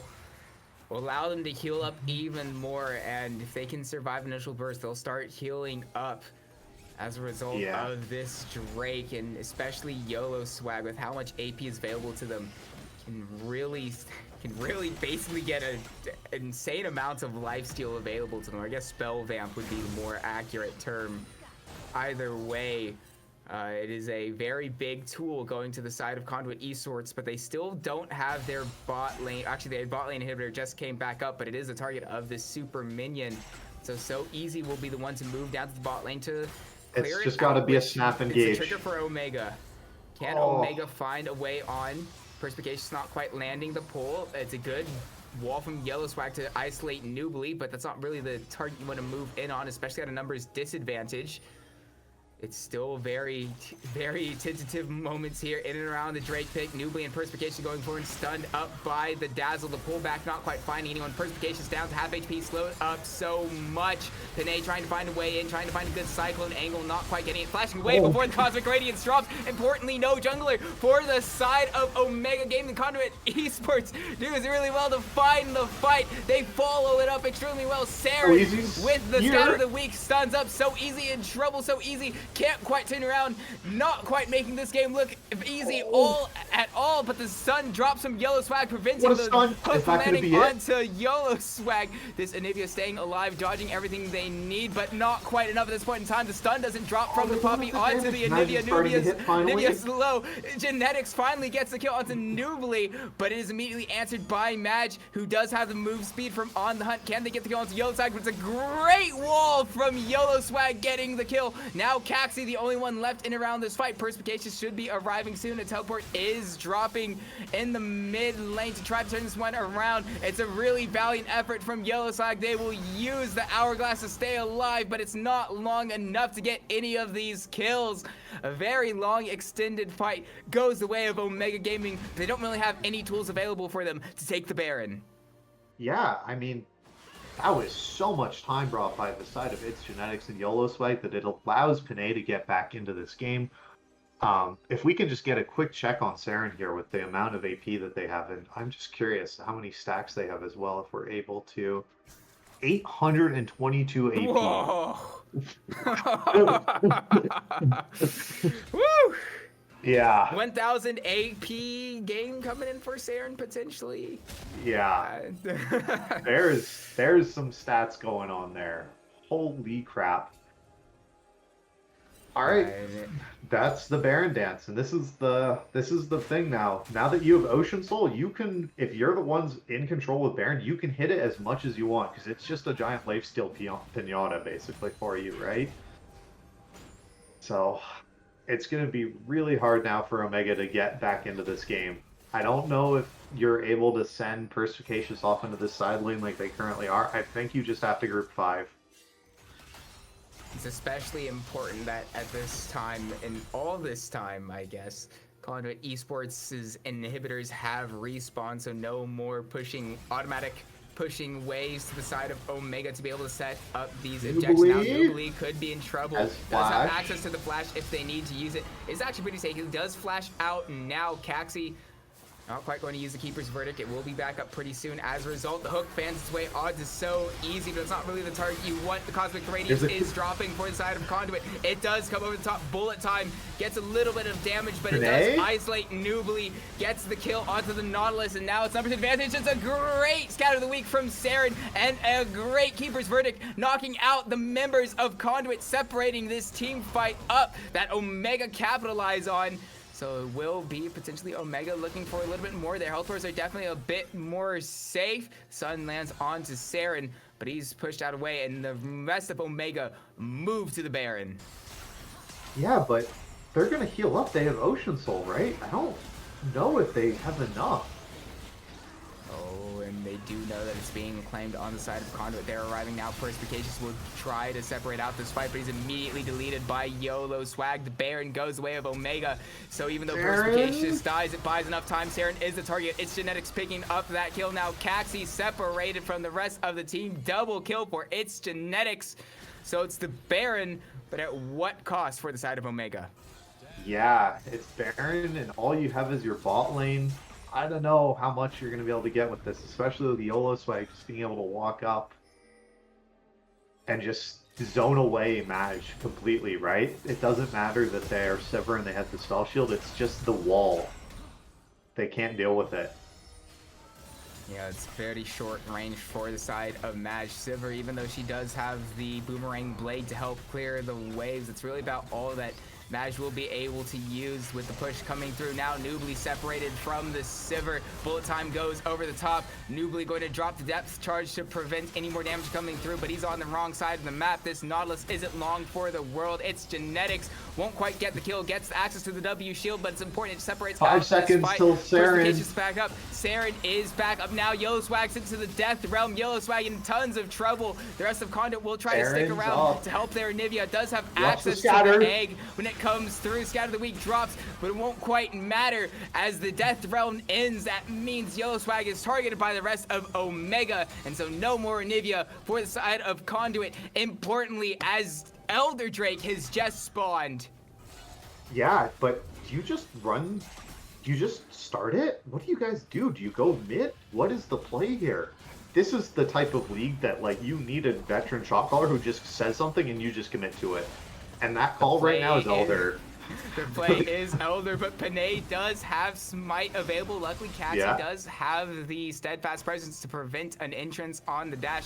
Should they try to use it down to AKHP? It's just a but flip. it's close enough. It's going to be a flip. Perspicacious probably gonna. Oh, that is a good knock away on the side of Conduit. Okay, It it's will down. be the Elder to the way of Omega. The hook lands onto Poodle, and that's the fight that Omega needs to push forward. Another kill drops down onto It's Genetics, and it's only so easy left alive. YOLO Swag has just come back up, so there will be a little bit of access to wave clear available on the side of Conduit, but importantly, the Elder Drake is going on the side. YOLO Swag going to flash forward. YOLO Swag lives! I don't believe it! The Elder will finally drop down onto YOLO Swag, but importantly, they get the kill on this Saren. Can so easy get out, goes all out to get over the wall, but it's not quite far enough away from Maj, and so the ace will go to the side of Omega Gaming, but has it bought enough time? Poodle's back up in 20 seconds. It's Genetics Do they back have a up in wave with 25. Mordekaiser? The wave Okay. is arising. I have to feel that this will be game 2 going to the side of Omega in an absolute 44-minute classic of a game. A game this was. Holy crap. Oh my Whew. God, they did it. Wow. They brought us to game They, 3. wow. Woo! Yeah. I, Wow. I, I, I, I, I don't even. How do you even begin to like break down how this game has gone? It was. Oh Yeah. my gosh! I mean, do the best you can because that was wild. Yeah. I mean, there was so much back and forth that entire game and entire series. Like, I can't even begin. It's like, do you give it to Saren? They did so much. Maj outputted so much, but Perspicacious, like, from go was what 0-5 at some point into like Yeah. those bot lane plays of like landing like 5 or 6 death grass in a row. They're just pull after pull after pull. They gave them that bot lane into the inhib. Like Coxie had the smite on that Baron. Bro, you Yeah. guys, I hope you've been clipping stuff and putting into that BOL chat. There's like 7 like individual clips you can get just from this one game. What an insane game that Oh. was. Well, we'll have a chance to get a break. And when I mean we, I mean these two teams will also have a chance to take a break and reset for game 3. But we're going to send it to a break. And when we come back, we'll be bringing that to you, at least the draft. So don't go anywhere. We'll see you in a little bit.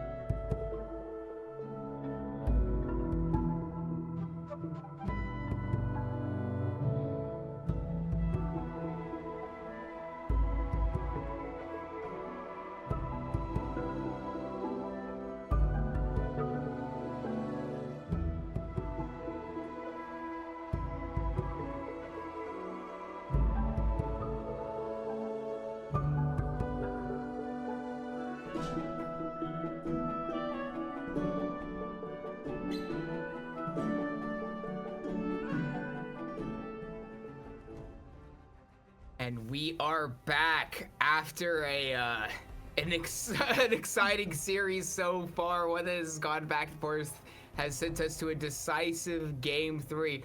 It's a little bit of a delayed break because we had some trouble with the draft links not quite working, but we're back and ready to go. And lock yourself in. This could be an exciting one.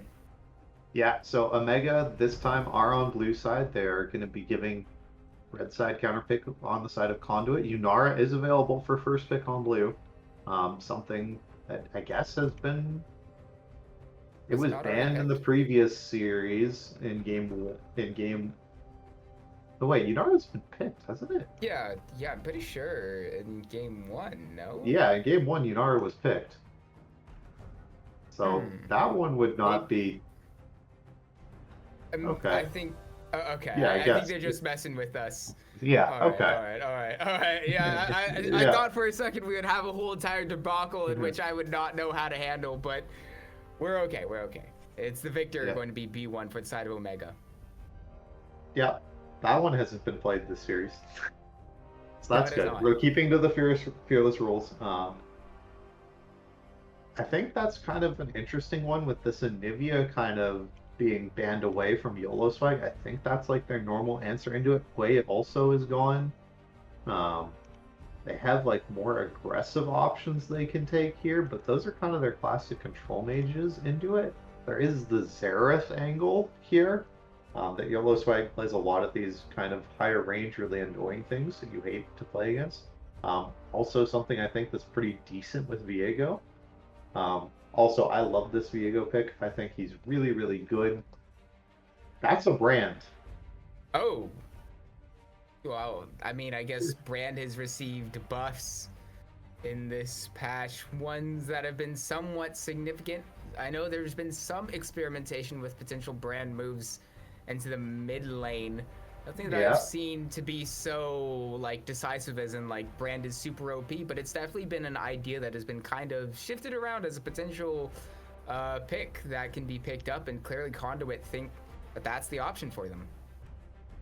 All right, not what I was expecting to see coming out here, but kind of cool that we're innovating. Gonna make sure that we're taking a safe top laner blind. We're going to take the Scion out, and with Mordekaiser out, Set out, Volibear, like there's not as many things. You know, the Gwen option is still there. Just trying to think of other kind of really big things. Darius is available if you really want to go for it, and Bessa as well. Pretty good pick. Really hard to get hit by these charged Scion Qs. And it will be the Mbessa as the choice for Conduit. You mentioned the amount of dashes Mbessa gets with her passive does certainly allow an advantage into the side. So is the response when you see the top laner pick that early, never a bad idea to take it in response for yourself on the red side. Yeah, I'm curious where support band's gonna go, because it's been support bands round 2 like this whole series. I wonder if that trend is just going to continue. Looks like it might. Starting in that way. Yeah. Yep. Looks like. I mean, Zyra is a different support band this time around, but it is the takeaway from Omega. Clearly not wanting to allow that incredible amount of pushing that Zyra can bring to a bot lane, especially with Ashe available, a classic combination that we sometimes see every now and then. So taking that off the table is definitely not a bad idea, even though Zyra might not be the most popular support. Okay, Milio as well. There's Milio and then Nami the instant takeaway. All right. So kind of notable things I'm thinking about here is there's like, you can do a Caitlyn lane, Zaya plus Rakan are available. There's Jhin lanes. Gonna ignore that on my screen right now. Yeah. Aphelios is available for like some sort of hyper carry, as well as the Jinx. The Jinx, is a classic, but it's going to be the support option from the side of Conduit Esports, locking in Rel. Bit of a surprise. Typically, you don't save counter pick for the ADC, but that is what Conduit are going for. Yeah, I'm thinking they might take Smolder or something like that, right? Mulder Try and would be really set up this late game. a pretty safe option. Probably one of the better, if not the best ADC currently in the game, depending on who you ask. But it will be Caitlyn coming out from Yeah. Omega Gaming. All right, if you're taking Caitlyn, you gotta pick with it. I need to see a Lux or a Xerath or not that one. Please, not that one. Not exactly the most Caitlyn combo. They're holding on to it. They lock it in. It's going to be yeah. Caitlyn Braum for Omega Gaming. I mean, I guess you have your Braum to block the brand ults, Yeah. which I believe would cancel. You know, it'll just be the one bounce, Bouncing, right? yeah. So that's pretty good here, but I don't know if it's going to be enough push potential. I think you just take Smolder here. Porky? Porky is getting hovered. I think that's really bad. Okay. It's the choice. Yep. It's the Conduit one. Yeah, Quirky into Caitlyn doesn't sound all that great, especially with the support matchups. Even though Braum not exactly the best Caitlyn duo ever, it definitely works pretty well in lane against the Rel. So if that going for them, and Quirky's it is a pick. Yeah, it's just so you have really strong like bot lane early to try and match that in the Caitlyn, I guess. But I'm just trying to really figure out like how this team's gonna get these Viega resets, right? It's like it's Anthony Ambassa piling on with the brand and everything, but who are you focusing? Right? Like Caitlyn, yeah, like are you trying Victor. yeah, I guess you're trying to focus Victor, but like I feel like this is going to be really hard to do into the gravity well. Caitlyn with her range is going to probably be fairly safe. I can't see her getting like MS ulted a lot, and you're obviously not trying to do this onto Sion or Xin Zhao. So I think this game's really hard to play out for Conduit's side. So I'm kind of leaning towards Omega. Yeah, I mean, at It's the very Omega's least, playing back to front, right? They're playing simple. They're playing something that we know works. You know, it's not exactly classic pieces in it with having Caitlyn instead of some sort of other ADC, and Victor. You know, there isn't like the highest damage for the side of Omega, but like Conduit doesn't really have like any frontline themselves, right? There's no real tank, so Oh, wait. Huh? yeah, they're Oh, just loading wait. in. I think. What's the separate credit? I'm confused. What is this separate draft screen? Hold up. Wait a moment. It looks Yeah, to I me... think this is just Wait, it's just identical. Okay. Yeah, Okay, this is yeah, just yeah, the game yeah, loading yeah, in. yeah. They're just loading in. Yeah. All right. That it freaked me out for a second, but yeah, the bands are the same. So I'm going to assume that this isn't anything different. Obviously, if it is somehow different, we'll let you know when we get into game. But for now, we're going to send it to a spectator delay, and when we come back, we'll be loaded on the Rift for the decisive Game 3 between Omega Gaming and Conduit Esports. Don't go anywhere.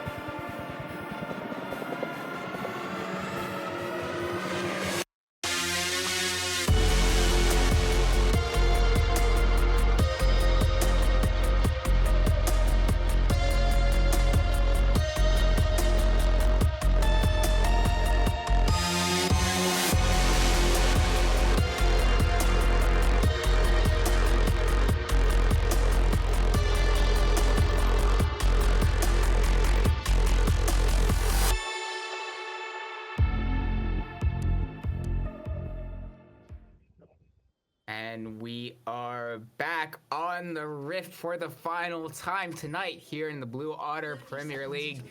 It's been an exciting series so far between Omega Gaming and Conduit Esports. So hopefully this decisive game 3 will be just as exciting as the first two. Yeah, for sure. So the interesting things that we need to talk about here, of course, this brand mid for YOLO Swag. Really a throwback, and initially intended to be a mid laner, then was support for most of his lifetime. Then Riot decided to throw him into the jungle because they hate us, I think. So good to see him return to his natural habitat. Corki back in the bot lane as well. Just seeing champions going where they were intended to is very, very odd for me. But kind of brings I want to point out here is that it is first strike here for Caitlyn. It's back here. It's great. Yeah, as you mentioned, is the first strike for the Caitlyn, going to be able to use that extra range, especially into the likes of the Corki, getting 10 gold immediately with the bush camp. Immediately straight away. Also having a little bit of an issue on the zoom right now, but don't worry, we'll have that fixed in short order. It shouldn't be too much trouble coming through because we take a look around. You there, Storm? Yeah, sorry, back. Just had a helicopter fly over me. Yeah, First living it by an definitely airport. sounded like something was going on over there. Yeah. So,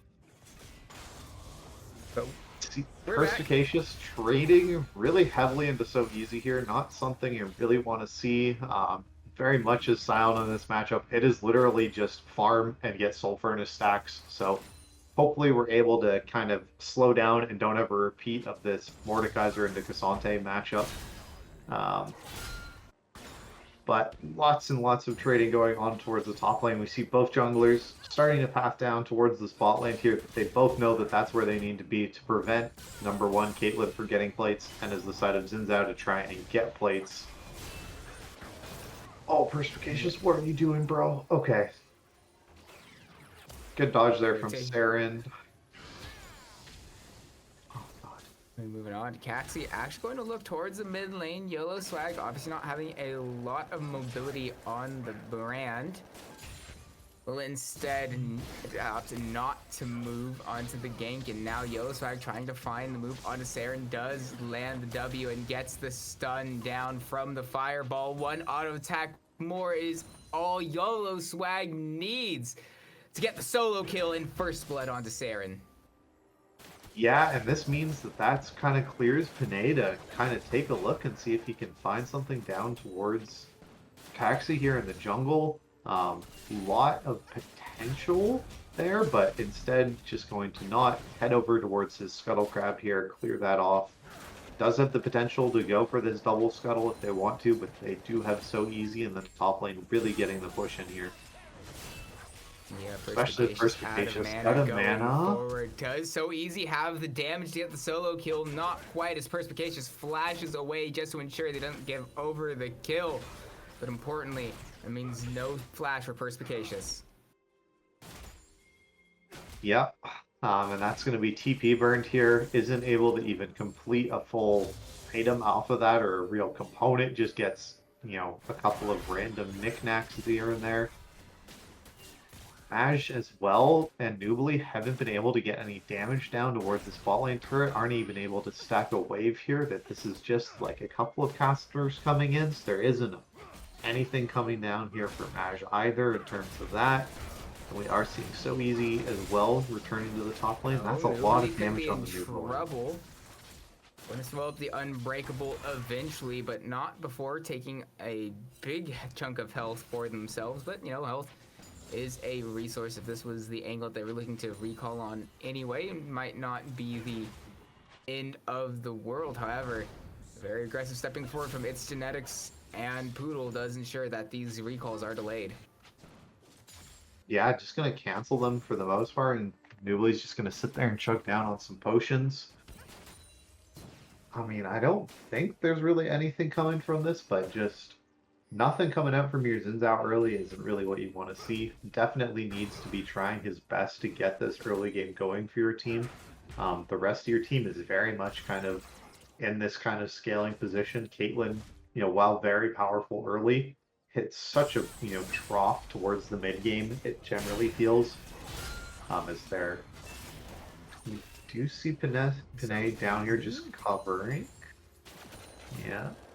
Yep, both junglers heading to the bottom half of this map, even though it is ACS lead to the side of Omega Gaming.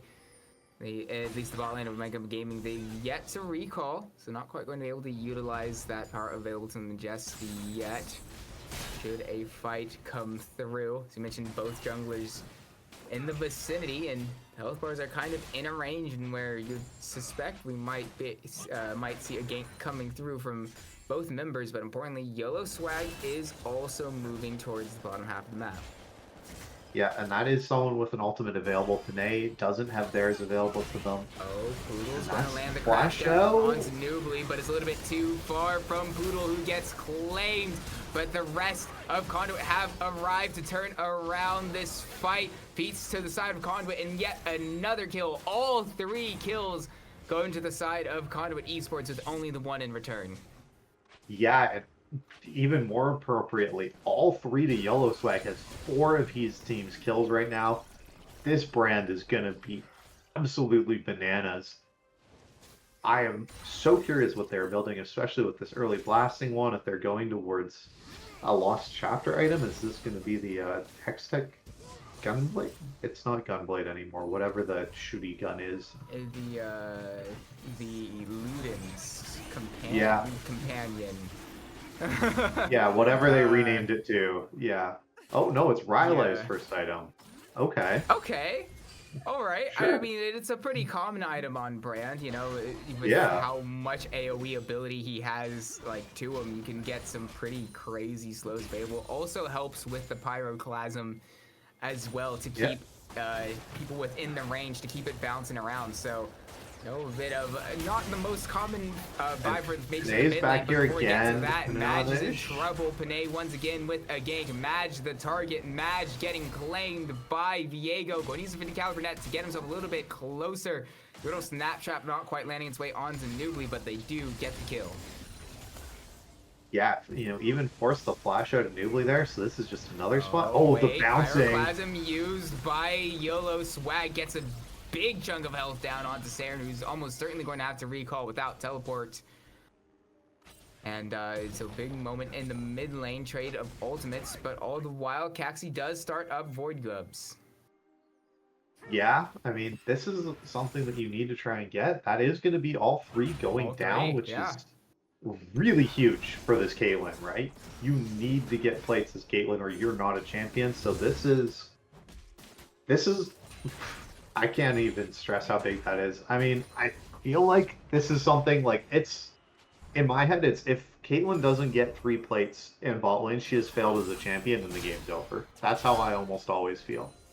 That it's no longer Caitlyn's game to win if she isn't able to get at least 3 plates. As you mentioned before, that mid-game power trough is definitely what Caitlyn is notorious for. Obviously, a few items can help push through that, but before we get to Caitlyn, itemization is so easy. Once again, finds his way onto Perspicacious, trying to get the solo kill, does have access to the public execution, should they choose to use it. Dropping it now, Perspicacious does land the stun under the tower. It's not quite enough to get the kill, but the tower aggro is, and it's a trade 1-for-1 in the top lane. Yeah, I mean, that was really great by Perspicacious, just knowing that, to have that knowledge of how that interaction is going to work with, the ult behind with being unstoppable, that you're still going to get that damage there. And this is our first plate of the game going over towards Caitlyn. I do believe they were able to get that solo as well. Noobly just going to step in here to just take some of it away as well. Okay. But that's fine. That's at least 2. So just 1 more to be actually in the game. And with Caxi down here, trying to get some sort of play to maybe cover, because they know Panay might be on this side of the map. They haven't seen them in such a while. But does complete the reset here. And we do see, there is YOLO Swag just has this push advantage. Having these 4 kills just getting accelerated so early has the damage to just As get the in here. ride crash down into the magnet storm prevents Nubly from getting away. We'll be able to jump to Madge, but it's not quite enough. There's just so much damage available for the side of Conduit as YOLO Swag arrives. Now Madge is going to have to back away from their own tower and miss out on a decent amount of golden experience. Meanwhile, in the top lane, Perspicacious and So Easy going back at it once again. Perspicacious getting the better of So Easy in that trade. Yeah, but there isn't really all that much getting traded back here towards the mid lane. There is the Grubs advantage. There is at least some plates going over to the side of Saren here, but isn't able to get all that much. 3 plates for 3, I guess. YOLO Swag, though, just getting so many of these kills. Oh, the fireball lands a stun onto Saren, but Caxi will jump back over the wall to try to save Saren. It's a great stun onto Saren from Panay. Heartbreaker over the wall, follows up, gets the kill as the kill score goes 8-2 to the side of Conduit. Yeah, and Conduit are... Poodle? No, Poodle's fine. Yeah. Conduit are really just pushing it and just going to keep it going. I mean, I don't know how you're on the side of Omega going to be able to join these fights with this brand being as fed as they are, but it's going to make these dragon fights nearly impossible to play. And especially... No, go ahead. Yeah, I was about to say, Dragon is 30 seconds away. That Pyroclasm is back up here now for the side of YOLO Swag as they return to lane, so I think that's going to be where we have to look, and going to be interesting to see. Omega has been really good this whole series at trading objectives, and I have to see if they're able to get something somewhere else on the map, or if they're just going to commit for this and see if they can flip the game. They've also been really good at keeping themselves in games.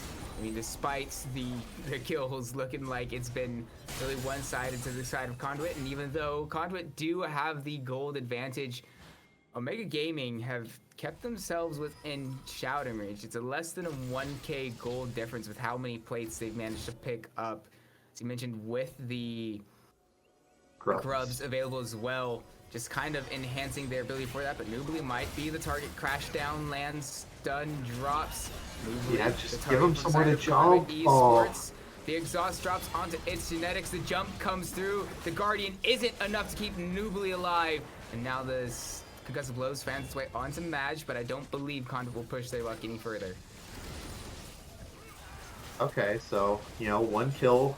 That's probably going to result in this dragon going down as well. So, not the worst, but yeah, it's just the side of Omega just knowing that they have to be able to stem this bleeding somehow, and they're not able to find anything here. So, this is another dragon going over, but is YOLO Swag even able to get something? Is it your Scion turning into your win condition somehow? Definitely not what you want to be relying on as your tank to be the one carry to win the game for you. At the very least, Perspicacious is doing quite alright in this top lane. The best counter pick hadn't quite come through in the way that Conduit would have liked so far. So Easy really struggling to get any sort of damage out, but will drop the public execution onto Perspicacious. We'll just use the unstoppable onslaught to get away. Yep, the Scion calling himself a coward as he ults away is never not funny to me. It's definitely one of the more funny interactions. It's a coward! Says he zooms to the safety of his own tower. It's a bit of a classic voice line interaction that we'll see every now and then, but we take a step back and look around. We do have the Rift Herald spawning in less than a minute, though no hard commitment from either of these teams just yet to try to pick it up. But Panay here is really looking, trying to find this Zinzao, was able to steal away the chickens, and his YOLO Swag's here. HP, Nubly hopping over to the Zinzao to help a little bit. Pyroclasm drops, does so much damage. Caxi picked up by Panay, and now it's going to be an isolated Braum and an isolated Saren who will try to do their best to prevent any sort of further kills, but without a minion wave. That was a tower shot dropping its way onto the side of Conduit, taking them very low. It's Genetics and Panay in trouble. They might potentially try to find a dive, but before then, Perspication and so easy going at each other's throats. Does not look like Conduit will try to push their luck any further into Saren. Yep. Just that Eclipse just makes it so the stun easy. drops This is onto gonna. Yellow Swag. Oh, that's a Okay, big Yellow shutdown. Swag will get the cut down claim from the ace in the hole by Madge. As you mentioned that is a very huge shutdown for the side of Omega. Importantly, it goes onto Caitlyn's hands, but meanwhile in the top lane, Perspicacious in trouble, flashing away, but the flash response from So Easy gets him into range and gets the solo kill for Conduit Esports. But the zombie form from Perspicacious does quite a bit of damage. Noobly's arriving alongside Caxi. This might not be over just yet. So Easy the target. Can Caxi find any more damage? Not quite. Panay has arrived. The stun There's the drops brawl. onto Panay. The public execution drops down onto Caxi, and the turnaround from Conduit Esports is huge. Noobly has no damage available to him, and it's a double kill for the side of Conduit Esports and Panay. Man, you gotta feel like a bit of the nail in the coffin almost here, that this is the Rift Herald now going over. That should give them pretty much close to feats, I believe, with 3 kills already. That'll be the feat of monster slaying here taken. Yeah, so that's feats now going over, which is something that this team really wanted to try and deal with The this flash forward, the stun mid-game. Lambs does get the flash out of Saren, at the very least, but not at what cost. Poodle is the target for Saren and Madge, but the rest of Conduit have arrived to save their support. Saren taking down the half HP, and the Artbreaker drops. Its Genetics gets the kill. Look at the Cassie and Madge are bounces. here, but there's just not quite enough. To mention the prior class from Yellow Swag doing a decent bit of work there. Yeah, I mean, it's just going to be the case of how can you get Coxie to be able to be a factor in this game, right? Same with Saren. Is the two of them need to somehow link up and get picks of some description, because there's so many shutdowns available to take, but you just need to be able to get them onto these priority targets. Like, Saren needs, what, 10, 15 minutes to be able to scale into this game to be somewhat useful. At least they haven't gone this raw build. They're doing the double burn items to try and make sure that they're able to just output constant DPS. Not needing, the kind of big AP ratios this game, because there's no one really building MR or no true tank for the side of Conduit. But I think this game's getting really, really hard to win if you're an Omega player. They haven't really been able to find any fights their way so far. Poodle could be in a little bit of trouble, is fine, but at the very least on the side of Omega Gaming, the very least the gold lead hasn't quite exploded the way you might have expected, but Caxi is the target. This just might be the moment that Conduit need to push their lead even further. The Unstoppable Onslaught comes through, finds its way onto 2. Is it enough for Perspication to turn the fight around? Saren has arrived, but the target now is the victor, who gets immediately bursted down. Goes too far forward, and now Perspicacious and Madge are the only 2 left alive for Omega as Perspicacious gets killed. The zombie form might be enough to try to turn its way onto Panay, who actually wisely turns back into silence, get that extra takiness to stay alive. Yeah, I mean, that Scion ult was getting near best case scenario, right? Landing a 2 or 3 man Scion ult into a 2 or 3 man knockup with your Victor being able to put damage out above it, and it's still what, a 4? Oh, but Madge has found its Genetics, gets the barrier out of court. Yeah. But this might be a little bit of a doomed one right now. It's looking like it. At least Caitlyn has completed the second item here before 20 minutes. Does have this Infinity Edge as well as their Collector done. So you do have that going for you. But yeah, it's just, I don't know how your team deals with the brand. All of these slows and this constant burn is just going to make trying to get any of these picks so hard for your team. I mean, Panay has also had a bit of a master class in this game. 7-0-6 on the Viego has been the catalyst that Conduit has needed to be able to run away with this game. Now sitting 3.2k ahead of Omega Gaming, as well as on the soul point before 20 minutes.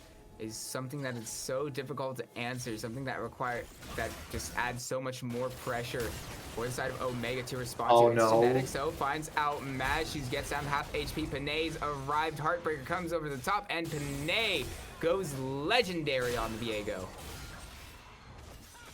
Yep, and here it is with So Easy and Perspicacious that, yeah, you know, as Perspicacious, you're doing well and you're hitting your stuff, but So Easy has the option always to retreat with all the mobility that M-Pesa has and can just go back in and just constantly reuse these shields over and over. Okay, that's a great use of the public execution from So Easy to get in front of the unstoppable onslaught of Perspicacious. Apparently, the unstoppable onslaught is in fact very stoppable, but meanwhile in the bot lane, Shutdown getting picked up by Caxi. Yeah, unfortunately, Caxi is the one picking it up. Sarah really does need this gold. Would have loved to see if he was somehow able to get this, but this is going to stop the Atacon from being taken, which is going to help you guys, you know, take this game longer, which you like to see. Nubili here is going to reveal themselves by hitting that ward. Just make sure to try and get themselves some sort of vision towards this Atacon and make sure that Conduit isn't able to take it. But man, there's some big spikes coming through now for Conduit. Muramana, Trinity Force done for the Corki. Ooh. Yeah. A very big moment for its Genetics, one that's very difficult to respond to. Hitting that power spike on the Corki is such a big moment in time. You should suspect its Genetics will be doing so much damage in these coming fights. Now it's 3k gold over to the side of Conduit over Omega. The Crashdown won't quite fully come through, but it is going to be Otacon started up immediately on the side of Conduit Esports. Caxi is quite far away, but this objective isn't immediately burning down so fast. It should go down faster as its Genetics arrives, and it doesn't look like Omega have any interest in contesting. Yeah, just realizing that they don't have the ability to get this. Instead, they're going to look at this tier 2 tower here in the mid, but Nubili, I think, is caught off. Goes a bit too far. Throws up the Unbreakable, won't stop anything, flashes away, is alright, hold on, Yellow Slag could be in trouble, gets the stun on the Fireball, but the flash forward from Caxi gets the knock up onto Yellow Swag. Can the kill go over? It's claimed by Caxi, but now Madge is in trouble, Madge is killed, and Panay will switch over to the Caitlyn using that range to pick up the double kill for Panay once again. He's now 10-1-6. Meanwhile, Poodle in trouble on the wrong side of the map. Saren and Nubli have arrived, and Panay will follow up to save his support. And that's the that's a big decider, but the stun and the exhaust is huge. The shutdown goes on to Saren. On top of that, Perspicacious will use the unstoppable onslaught, gets the kill onto Poodle, but that might be the angle that Omega needs. They get its Genetics down to half HP. The public execution lands onto Nubli, gets the kill onto the Braum. Saren will try to kite away from both So Easy and its Genetics, but the burn drops. Shutdown for Saren. Another big shutdown for this Victor. So Easy won't be long for this world either. Luckily has a lot of mobility on the M-Pesa to hop away, but it's a blunder from Conduit. They've been so dominant in this game, but they give two really massive shutdowns to Saren's Victor. But does it matter? It's 18 seconds till this dragon spawns, and with Soul Point already secured, Mountain Soul being able to come through, I think this is kind of one of those things that we're looking for a Caxi miracle still again. And when he's currently on Vision, uh-oh.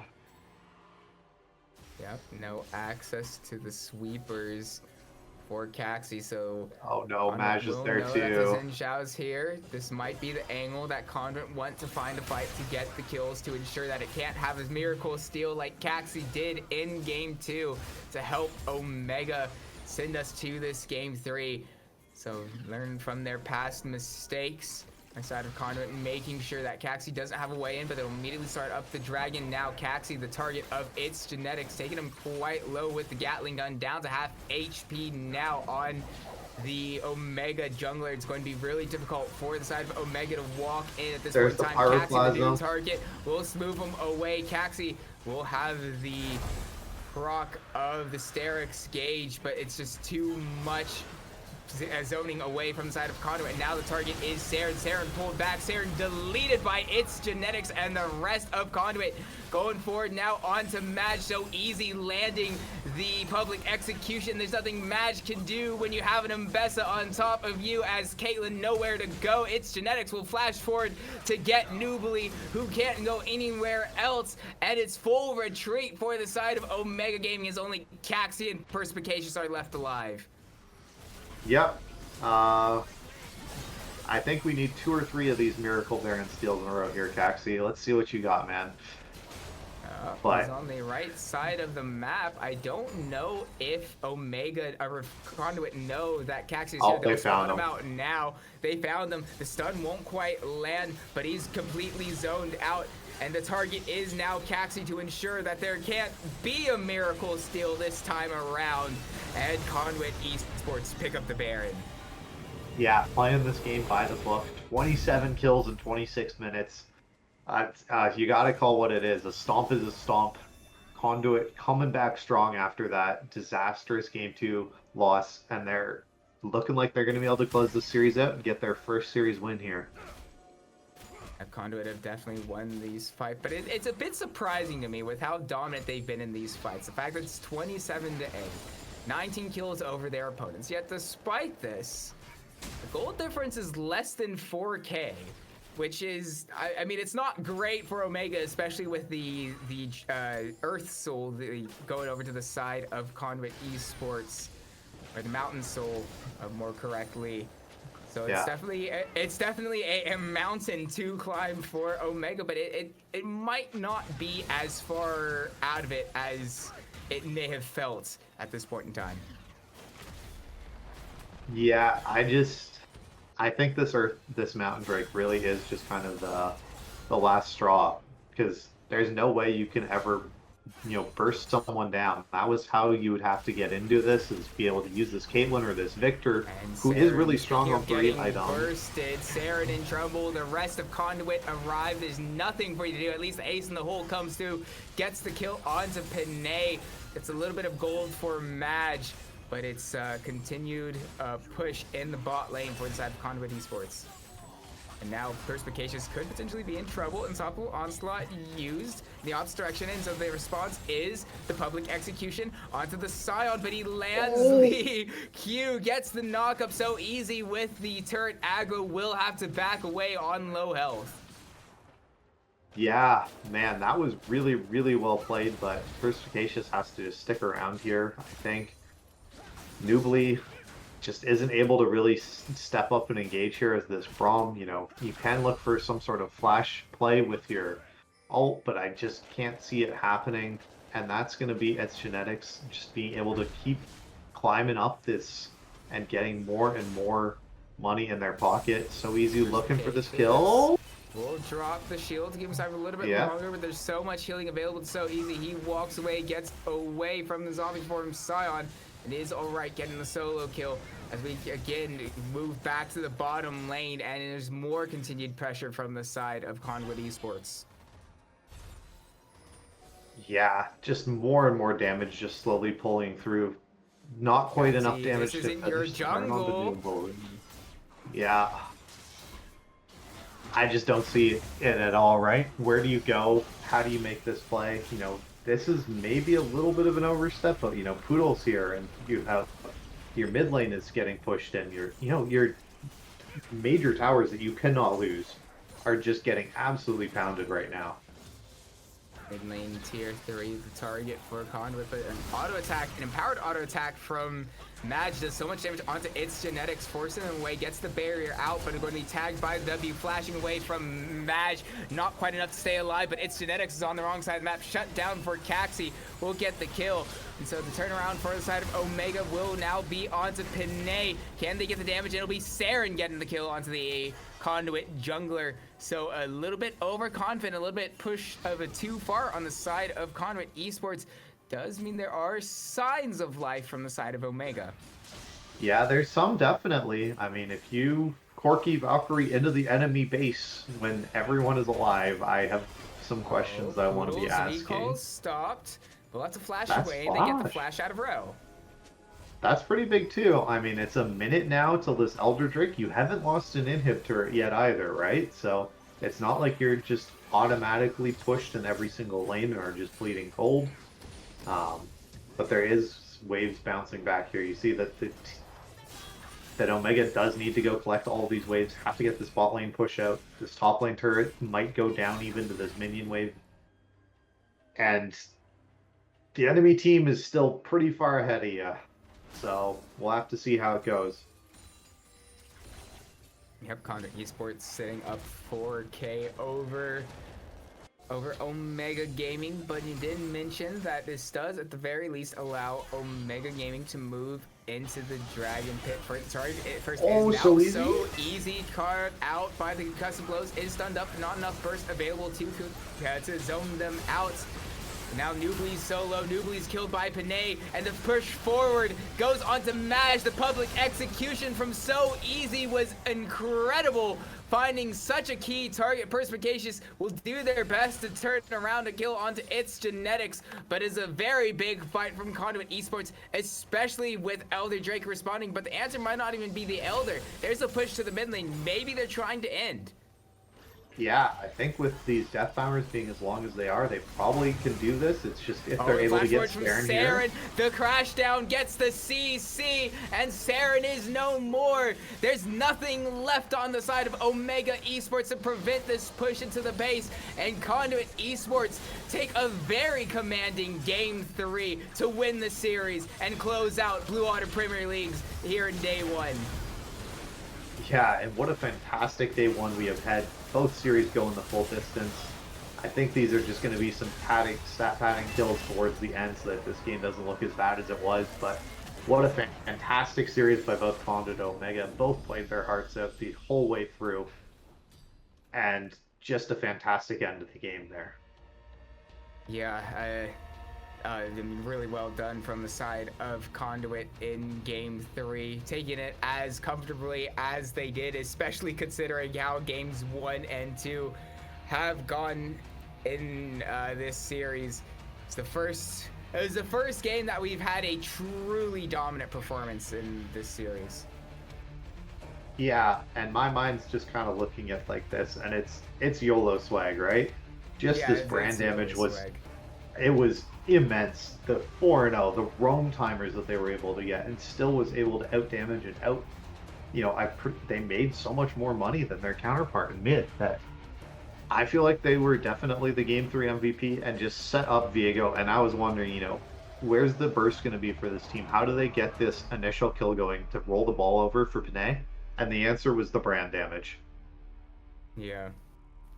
Really utilizing the brand buffs that have sent him back into the mid lane for the first time in a hot minute, and using it to its full effect, especially early on, starting 4-0 in like the first 8 minutes, I believe it was so decisive for Yellow Swag and Conduit Esports to just run away with Game 3.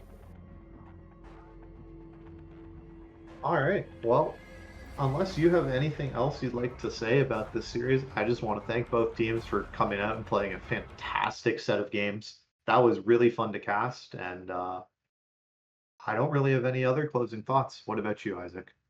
No, I think that just about covers it here for the Blue Otter Premier League in Week 3, completing Day 1 in a very exciting fashion, a very explosive series.